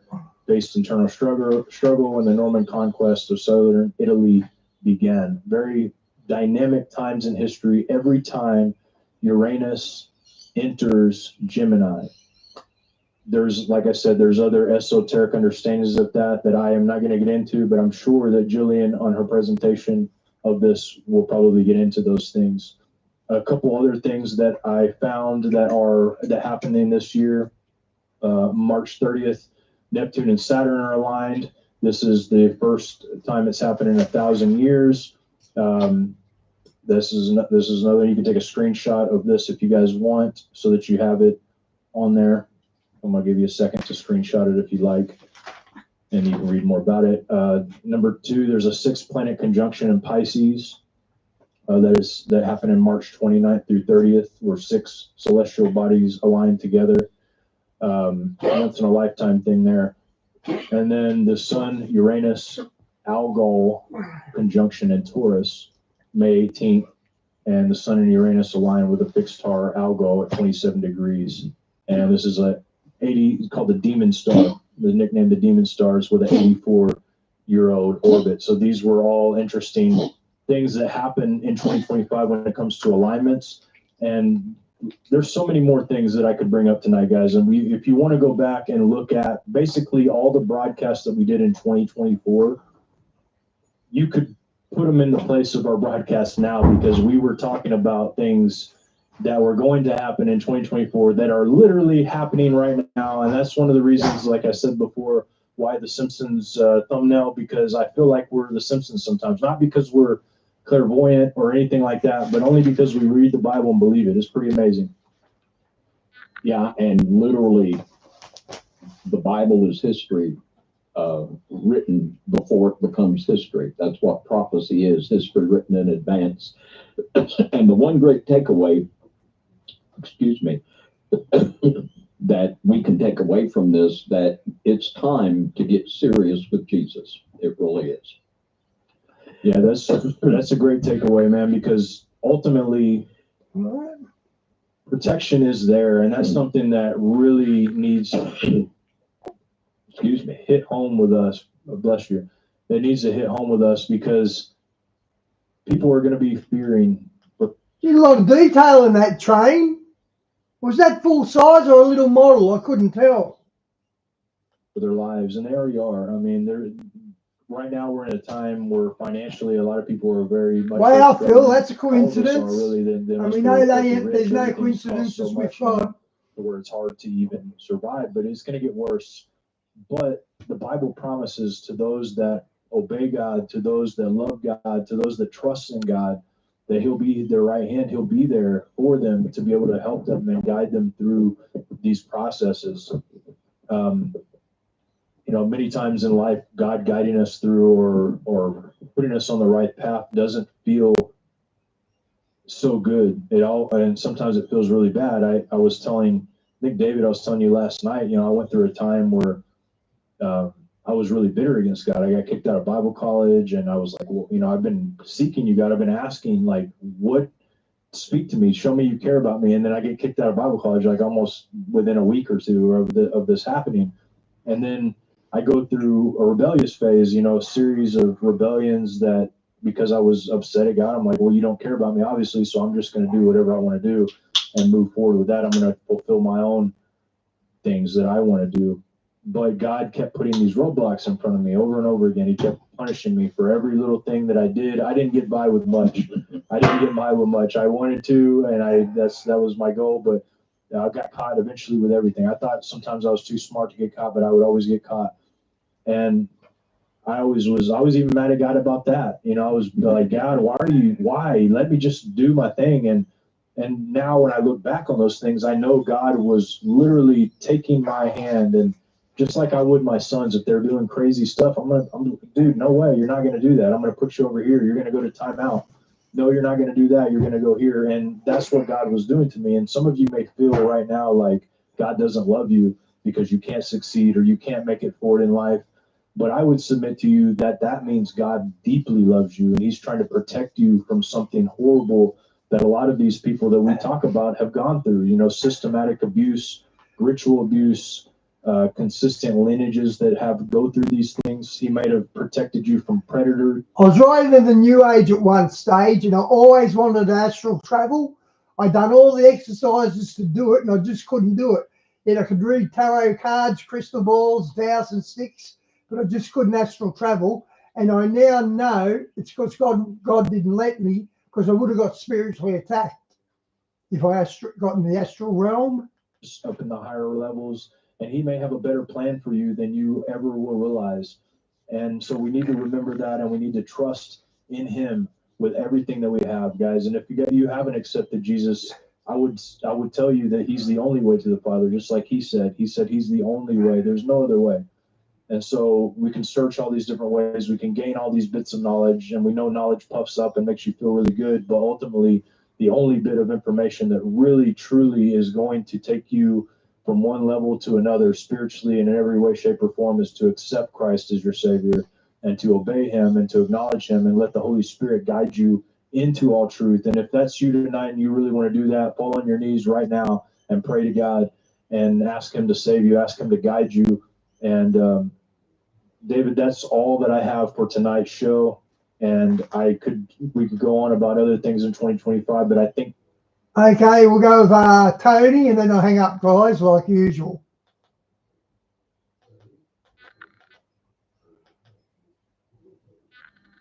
We don't like to make a fuss, but Redbox has gotten bigger than ever. You can't be serious. With even more of your favorites streaming before anywhere else. Amazing. But let's not make a scene. Redbox, always better, now bigger.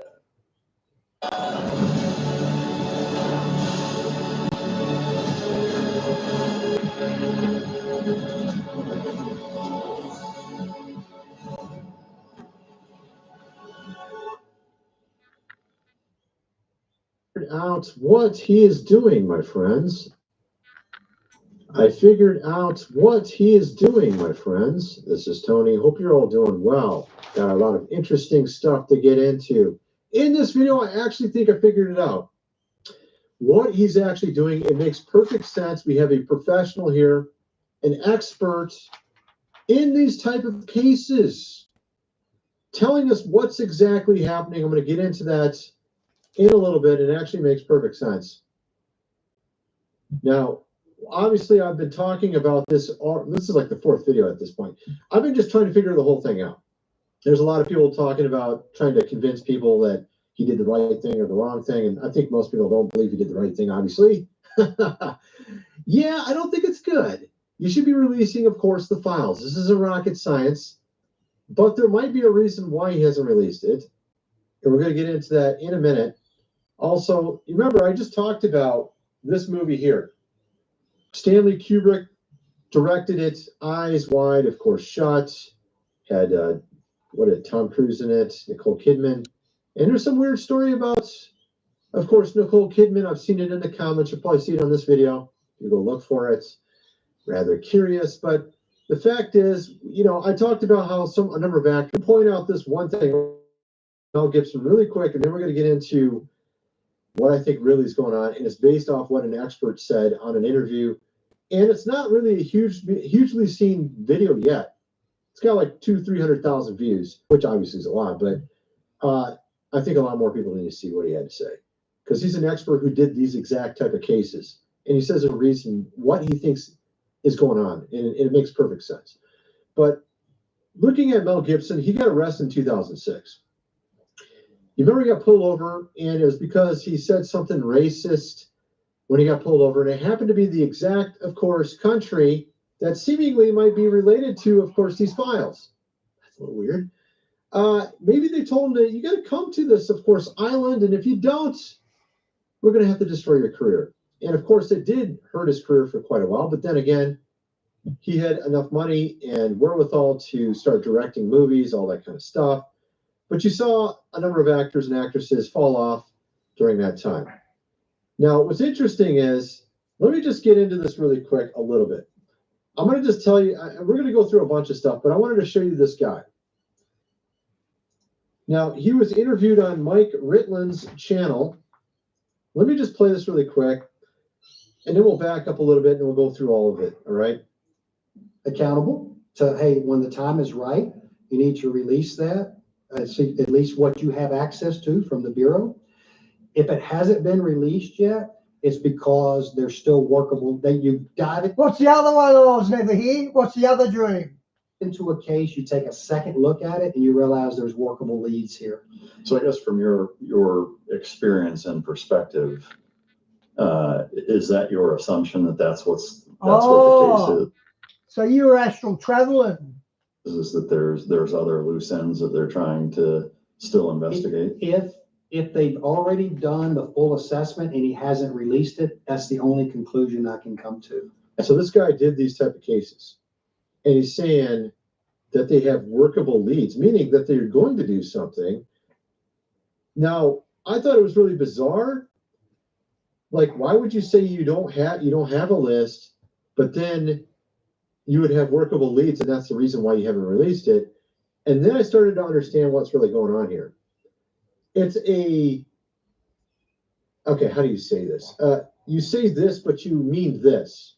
So everyone's thinking they mean there's no list, okay, but that's not what they're saying. Okay, let me just show you this, and it'll make sense once you understand. Because I actually asked ChatGPT a theoretical question about this, and it actually gave a really good answer that relates to what this man said. So they have workable leads. If they had no workable leads, they would release it. That doesn't make any sense. You're like, what? What does that mean? And how? What the hell? That doesn't make any sense, right? Let me just explain this. I put this theoretical on ChatGPT, and I think he's looking for the word reverse psychology. Say they're looking into a case that includes many people that potentially did illegal activity, particularly on a, of course, island, and they have not went through all the leads yet. Why would they come out in public and claim that there was no, of course, list, of criminals? Yet at the same time, they have a list and they're processing it. That's a very insightful and important question there. I don't know why I said that. In a theoretical situation like this involving a high-profile investigation, there are several potential reasons why they might not publicly claim there is no list, of course, of criminals. Even while they're actively reviewing leads or working from internal documents to identify potential suspects, here's the main possibilities. Protecting the integrity of an ongoing investigation. And let me show you something a little strange that I discovered. Apparently, Pam Bondi is speaking out of two sides of her mouth at the exact same time. I only saw one media outlet cover this story. Only one. Oh, look. She's telling the court it's still reviewing the records, just like that ChatGPT said there, for potential release. Oh, that's so weird. But then at the same time, she said there is nothing. So actually, it looks like they changed the title on this. They had a different title, like, why is she saying this and then not saying there's no list, right? Well, actually, it's because they're still processing it. And the reason why they would say there's no list is because maybe too many people are asked. I don't know. It seems so weird. Why would you say this when you're actually doing the opposite? And according to this guy who's an expert, this makes sense. And according to ChatGPT, it actually makes sense kind of how it's explaining it. Why? Because you might alert those individuals, allowing them to hide evidence, lead to media speculation, undermine efforts to corroborate facts, legal terminology, burden of proof, a list of names, people who visited, rather than those who were actual criminals. Remember what our president said. he said there's some people that might have been, of course, innocent. And of course, the whole media thing on this has been a firestorm, and it's been very bad for our presidents. And of course, I think maybe a better way they should have done this is just simply not said anything. Why the hell did they come out and say this? Are they trying to make those people that were there feel less afraid, feel more secure, like, oh, it's over, oh, ooh. Like that? Is that what's going on here? I don't know why the hell he did it. But it is interesting. There's got to be some little angle like that to it that I'm not seeing, because I'm just trying to figure this out. We know the president was friends with this guy, Jeffrey, up till about 2002, 3, whatever it was. I can't remember exactly. It was like 2000, basically 2003 or 4, I think it was. And from what I understand, that was around the time he figured out what he was doing. So our president was friends because the island started around 1998, 99. And I don't think he really was privy to it. And I've covered this on go check out my previous videos. I covered all this. So I think what's going on here is our president was privy to what he was doing. And then on the campaign trail, he said, look, I'm going to, expose all this. Well, why would you say you're going to do all this and then just say you got nothing? Unless they're trying to give some sort of, there must be something that triggered this. And that's the thing I got to figure out next. What triggered him to do this? According to this expert, though, this has to be what's going on. And he does give a timeline. This guy here, again, works on these type of cases, gives a timeline on when this should be completed. And he says by the end of the year, it should be done, period. Because, again, this is a new administration. This is new people looking at this. This isn't the old people that had it for years and years and didn't do nothing. These are all entire new people. And he says that they should have it done within a few months, approximately. So they must have some leads. So this, to him, an expert who actually works on this, it actually means they do have something, that they came out like this. So what I'm missing is kind of like, why did he have to come out in the first place? The only thing I could think of is this like weird thing like false hope, like that the thing's over with and they don't have to worry. But that doesn't really make Diane, if she's doing that, they might unalive her, if you know what I mean. If she's doing that, she's too dangerous. That's not enough. There's got to be some other reason I'm missing. There's something I'm missing. I don't know what that part is. That's the part I don't know. So, well, there is another factor too.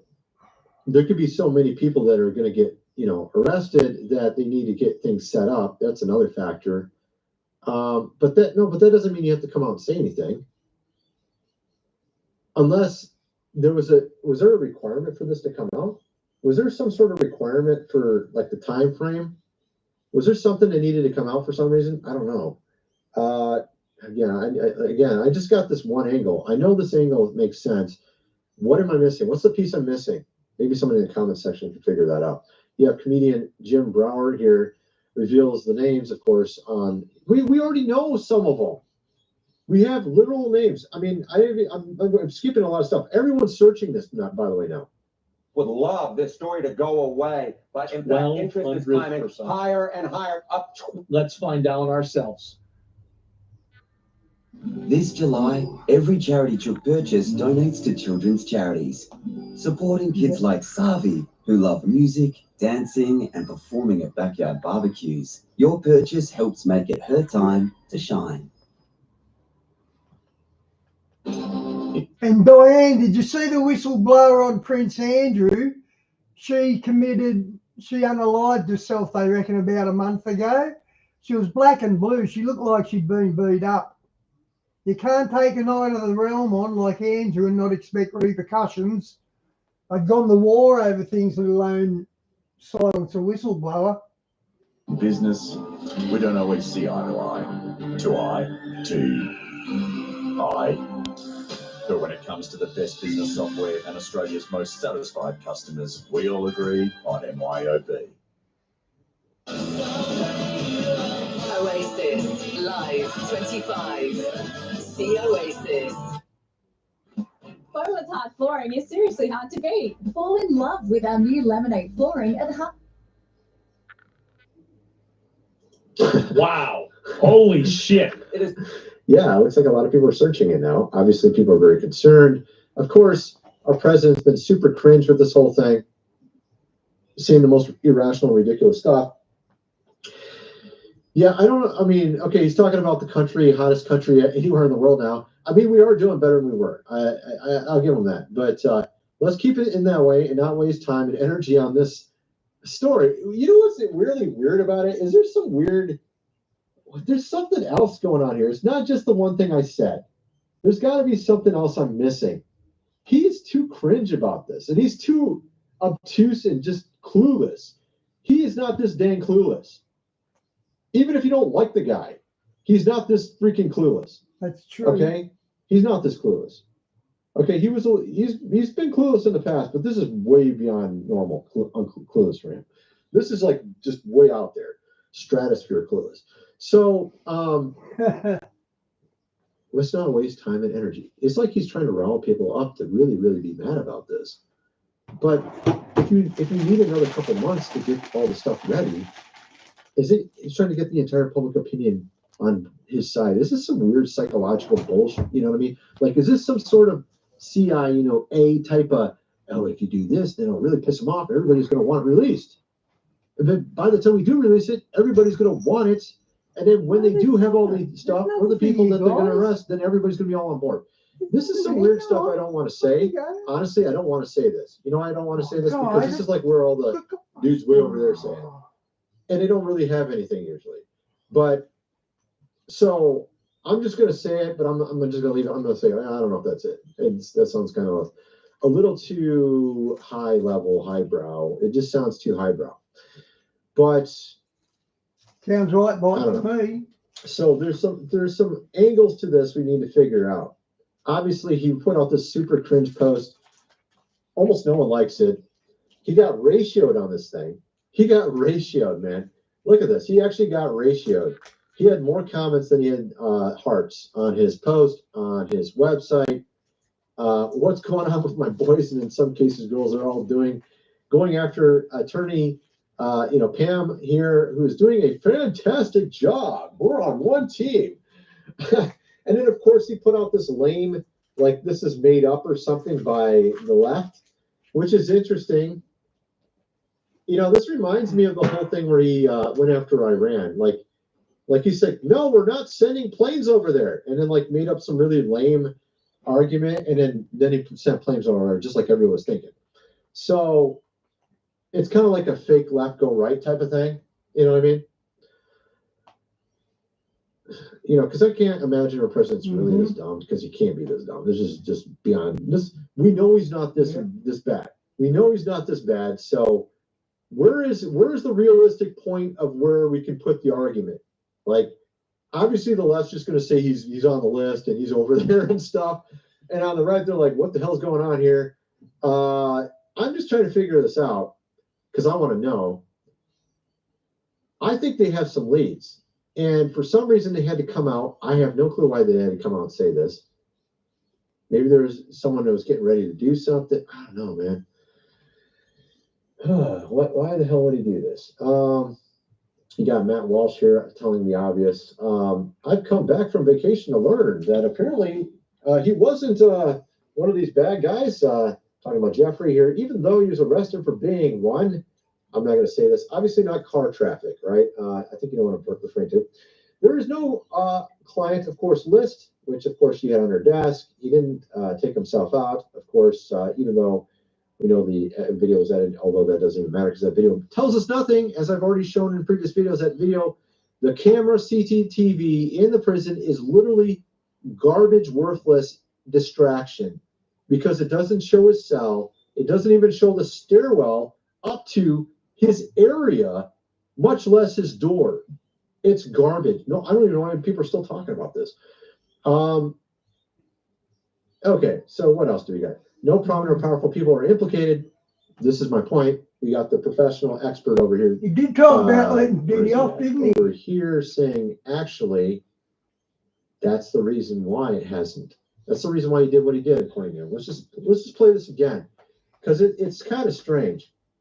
Let's see. I think it started around. Okay, let's try this. So I would hold them accountable to, hey, when the time is right, Cash and you need to Pam. release that. See at least what you have access to from the Bureau. If it hasn't been released yet, it's because there's still workable. That you dive into a case, you take a second look at it, and you realize there's workable leads here. So I guess from your experience and perspective, is that your assumption that that's what the case is? Oh, bro, I think I know what it is. Oh my goodness. I think they got a tip someone was going to release something, and then they had to come out and say there's nothing so that they could keep the case going. Could it be that? Could it be something that stupid? Could it be like someone was going to release a bunch of stuff and it would have screwed up the case? So they had to preemptively say there's nothing here so that they could continue doing their investigation. And that's why Pam is talking out of both sides of her mouth. This is so lame. This is why I hate courts in America. They're so freaking lame. Okay? You got all these rules you got to follow for court that are all, you got to have like a sterile situation. Everything's got to be perfect. But then they got a retarded judge that does everything wrong. Some activist that will just completely ruin the case. I'm not talking about this case. I'm just talking in general. So you'll have like all these rules you got to follow for the court case to go right. And if something goes wrong, we got to throw that out. How did you get that evidence? You know what I mean? But then you'll have some retarded, of course, judge destroy the entire case because they're an activist. That's what usually happens. And particularly with these big cases when it has rich people involved, of course, they got like a team of lawyers that are so good at the system that they can get anybody off anyways. So they got to have all the evidence lined up. They got to follow all their P's and Q's, and then they got to put out some weird statement that there's nothing just so they can continue doing the case. That's the most retarded bullshit ever. But that sounds kind of like America. That sounds like what would happen in America, because America's retarded. Literally. I got to say it. You know what I mean? I got to say it. That's how annoying our country is sometimes. Good is evil, evil's good. You know what I mean? That seems to be how things work anymore. Preventing defamation or legal liability. This is what I'm talking about. If the DOJ publicly calls someone a criminal before charges are filed, oh no, defamation lawsuit, civil liability, undermining due process, even though he's literally a criminal. You see what I mean? Maybe our president shouldn't have said so many things on the campaign trail about certain particular people. Although he was kind of vague. He is pretty good at being vague. I'm a vague person when I talk here on YouTube. You probably noticed that. I say weird words and, of course, stuff like that. But there's a reason why I do it. Our president also does that. He talks really strange in a different way, strange than me. He's got a weird way he talks, too. Here we got political pressure, institutional protection. Of course, because they had to come out and say it this way, it totally is not working in their favor, is it? Not really. And so hopefully this thing gets all cleared up very quickly, or it's going to look really bad. It's going to look really bad. As a matter of fact, what's really interesting is we had here, and I'm going to play some CoffeeZilla in a second here, but we had, of course, a prediction from Troy Black, who gets a lot of predictions correct, by the way, a lot. This was streamed on June 2nd, 2025. He has hundreds of predictions come true. Here's another one. Matter of fact, let me show you the thumbnail first. Let me show you the thumbnail so it makes it very obvious who he's talking about when he says this. His thumbnail tells you who it is. Right there. You see that thumbnail? Oh, he's in that Oval, of course, office. Oh, I wonder who it's oh, look at his tie. I wonder who he's talking about. I don't know. So this is from a month ago. Let's see what he has to say. Check this out. I played on my other channel. You deserve to indulge with 4 delicious little cokes. Alpagendas. Support for whatever life throws your way. Swiss, here life comes. We don't like to show off. Don't be so vulgar as to make a fuss. But Redbox has gotten bigger. As a mum, I rely on my car so much for my busy schedule. School drop-offs, getting to work, weekend. Then I heard, watch and see what comes next, because it will be brutal to some and play on emotions for others. And he said, a friend who let you down. And then he said, you aren't going to like how this plays out, how it wraps up. So the Lord is saying, the Holy Spirit is saying, this is potentially sad news. And he's talking to those who are listening right now. I believe That sounds just like what happened. It sounds like it's been fulfilled. Yeah, I think our president let us down, didn't he? Yeah, and it's not looking good. And he's going to continue with this until they release it. When they finally got all their ducks in a row and finally charge them, then they'll be like, okay, here it is. 2 months later, when everybody hates his guts, everyone thinks he's a total scumbag. Then they release it. And if I'm right, then that would be interesting, because I like to figure things like this out. But, you know, it is disgusting what's going on. I mean, this is straight up disgusting. Just call it what it is. Don't be like, oh no, our president, he's doing a great job. No, dude, this is, and if it's what I'm thinking it is, they're literally just trying to get everything in ducks in a row so they can try this, it just shows you how ridiculous our country is. It's just so annoying. Can we get rid of activist judges? Can we just have laws that people follow? Unless someone don't like it that's high up, oh, then it's okay to do a wrong thing. Right? That's our world right now. Some ordinary gamer here, some ordinary gamers and YouTuber, this cover-up is disgusting. Yes, 100%. I agree with it 100% with you. And if it ends up being what I said, it's just so annoying and cringe. It just shows you how ridiculous our country is. Let me just play this. Few years ago. This is back in 2008 when he literally had pleaded guilty in a felony. Yeah, look at this. So 2008, he pled guilty to doing what they're saying he didn't do at all. Right? They have to come out and say this just so they can protect their case. Are you kidding me? Is this how ridiculous our country is? Maybe it is that ridiculous. Just because somebody wanted to thwart the whole case by releasing something else, and this is just another thought in my head, maybe I'm wrong about that. Something caused them to do this. Something caused them to come out and say these ridiculous things. Right? So, I don't know. That's just my thoughts. I mean, I guess you could just say he is one of them. I kind of doubt it's what it is, because he stopped being his friends around the time, a few years after the island started. And he also seemingly kicked him out because he had someone who was under, of course, age, in his hotel, kind of telling him why he doesn't like him. And of course, he also helped out the lawyer for all the, of course, victims. And he was about the only person that did help out our president. And then on the campaign trail, he was telling everybody how he's going to do something about it. So either he did a 180 and he's a total scumbag, or maybe my other theory here is correct, or something similar to my theory here, where our justice system is so ridiculously backwards that you have to worry about someone releasing something. So you have to literally come out and say there's nothing here, when he's actually saying there's no criminal list. Because if you say they're a criminal, then they can get you for libel. So if you say there's a criminal list and you release the names, guess what? No one goes to jail. Oh, that's so awesome for them. Not for us. But of course, most of the American people don't understand all these ridiculous, caveats to our justice, our unjustice system, our unjustice system. Let's just call it that. Unjustice system. To our unjustice system. If you call someone a criminal and they haven't been proven that they're a criminal yet, even though they are a criminal and you're proven, like, let's say a day later that they're a criminal, oh, guess what? They can sue you for defamation. Oh, look, civil liability. Oh, look, the evidence is thrown out now because you did it wrongly or something. You see what I mean? Undermining due process. I'm not a lawyer. I'm just telling you kind of what I'm seeing here. Again, I just analyze stuff and try to figure it out. And it's ridiculous. I mean, they literally had Stephen Hawking's, of course, at the island. Why the hell would you take a paraplegic scientist there? It doesn't, obviously they're trying to even influence him to say things. Like, what? Oh, I guess the science wasn't real? What the hell is this stuff?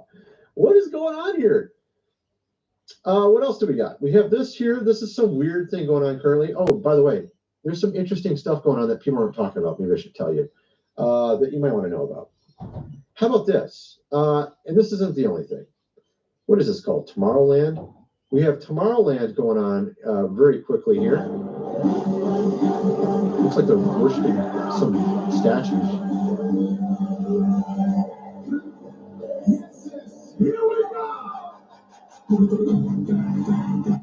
Oh my goodness, dude. Look at this. I think that guy might be a demon. I don't know. He's on a throne, and they're like literally in front of these giant statues, almost look like giants. Gee, I wonder what they're trying to say. I don't know. They're pretty This big. is Tomorrowland, of course. Here's another one right here. They got a lot of different weird stuff. This is going on basically about right now. And guess what else just happened? Literally, yeah, last night I think it was. Oh, that one place. Oh, they have a certain, of course, thing going on, a ritual at a certain grove. Oh, that happened literally. I think it's happening today. Is this happening today or yesterday? Somewhere in there. This was posted last year, as you can see. They do this every year at around the exact same time. I can't remember if it's the 12th or 13th. They were saying it was last night. Oh, that's kind of weird. That's going on as well. And of course, as I mentioned, if my theory is correct about this whole thing, it would make this man correct, because he says, in the fall, many will fall. And the fall is only a couple months away. So maybe that's what is going on. I don't know. Something to think about. And of course, he predicted this literally over a decade ago, and the guy has been dead for 9 years now. A lot of his predictions are coming true. We have also some other strangeness going on. We have this happening over in a certain Middle East country. Good night, Doc. After years of waiting, a perfect red heifer has finally been selected. Israel's biblical red heifer sacrifice ritual has come to life in a rehearsal ceremony. So basically, they were already rehearsing the whole sacrifice rites for the red heifer, for the third, of course, temple. And there's something else that happened in the exact same country, I think about a month and a half ago. Check this one out. Come on, Blake. No, this was never supposed to happen, as biblical fires are burning our cities to the ground and our final days are among us. People were terrified after the fire in Jerusalem was not like any fire they had ever seen, being labeled as not only the biggest in history, burning almost 170 acres every hour, but burning things that normally do not burn, with even the Bible warning in Amos 9. So he goes on to say that in Amos 9, it says something, what does it say here? Heavy stones at the base, I'll strike everything down. So it says something about striking religious sites or something like that, stones or whatever. Targeting the corrupt religious centers, with haunting scenes showing the fire going straight to just religious monasteries and memorial sites, exactly like the Bible predicted. That's kind of strange. No. So that happened apparently a month and a half ago, and I completely missed it. But there's a lot of footage that was on X that I completely missed as well. But they also have the red heifer now, apparently. They're already doing rehearsal for it. That's kind of strange. So you got all these weird things going on. You also have, of course, the floods, which now we have other things happening. Tokyo had a flood, or had flood sirens going off or something like that because they had massive rain. And they did actually have flooding. It was pretty bad. I think this shows it right here. Let me see. Yeah, it does. That's pretty crazy. But then on top of that, you have it also in a number of states, North Carolina, Texas, and a lot of other ones. We have this interesting clip. I'll play this in a second, but look at this. There was 256 flood warnings in 33 states. Look at this map. This is insane. This is all within a space of 6 days recently. And of course, this guy, I've seen his video before. This man right here, I don't know if I should play this clip, but he had a clip back when we had Helene where it showed they're actually controlling it, or at least it appeared like they were. I don't know if it was real legit or not. He says apparently the same thing happened here. I don't know if it's true. He's got access to something that can monitor all this. But I don't know if I don't know if it's real or not, what he's presenting. I eat a lot of fruit, Phil. I like my fruit. And I know how some of these things work. where they'll present fake things and then they'll debunk it and then they'll say, "Oh, look, you believed it." Oh, no. I've seen that before as well. So I don't know, but maybe it's true. Maybe it is true. I wouldn't be exactly. Okay, guys, it's over. See you next time. God bless. Super surprised. Let's just put it that way. But at any rate, that's my video.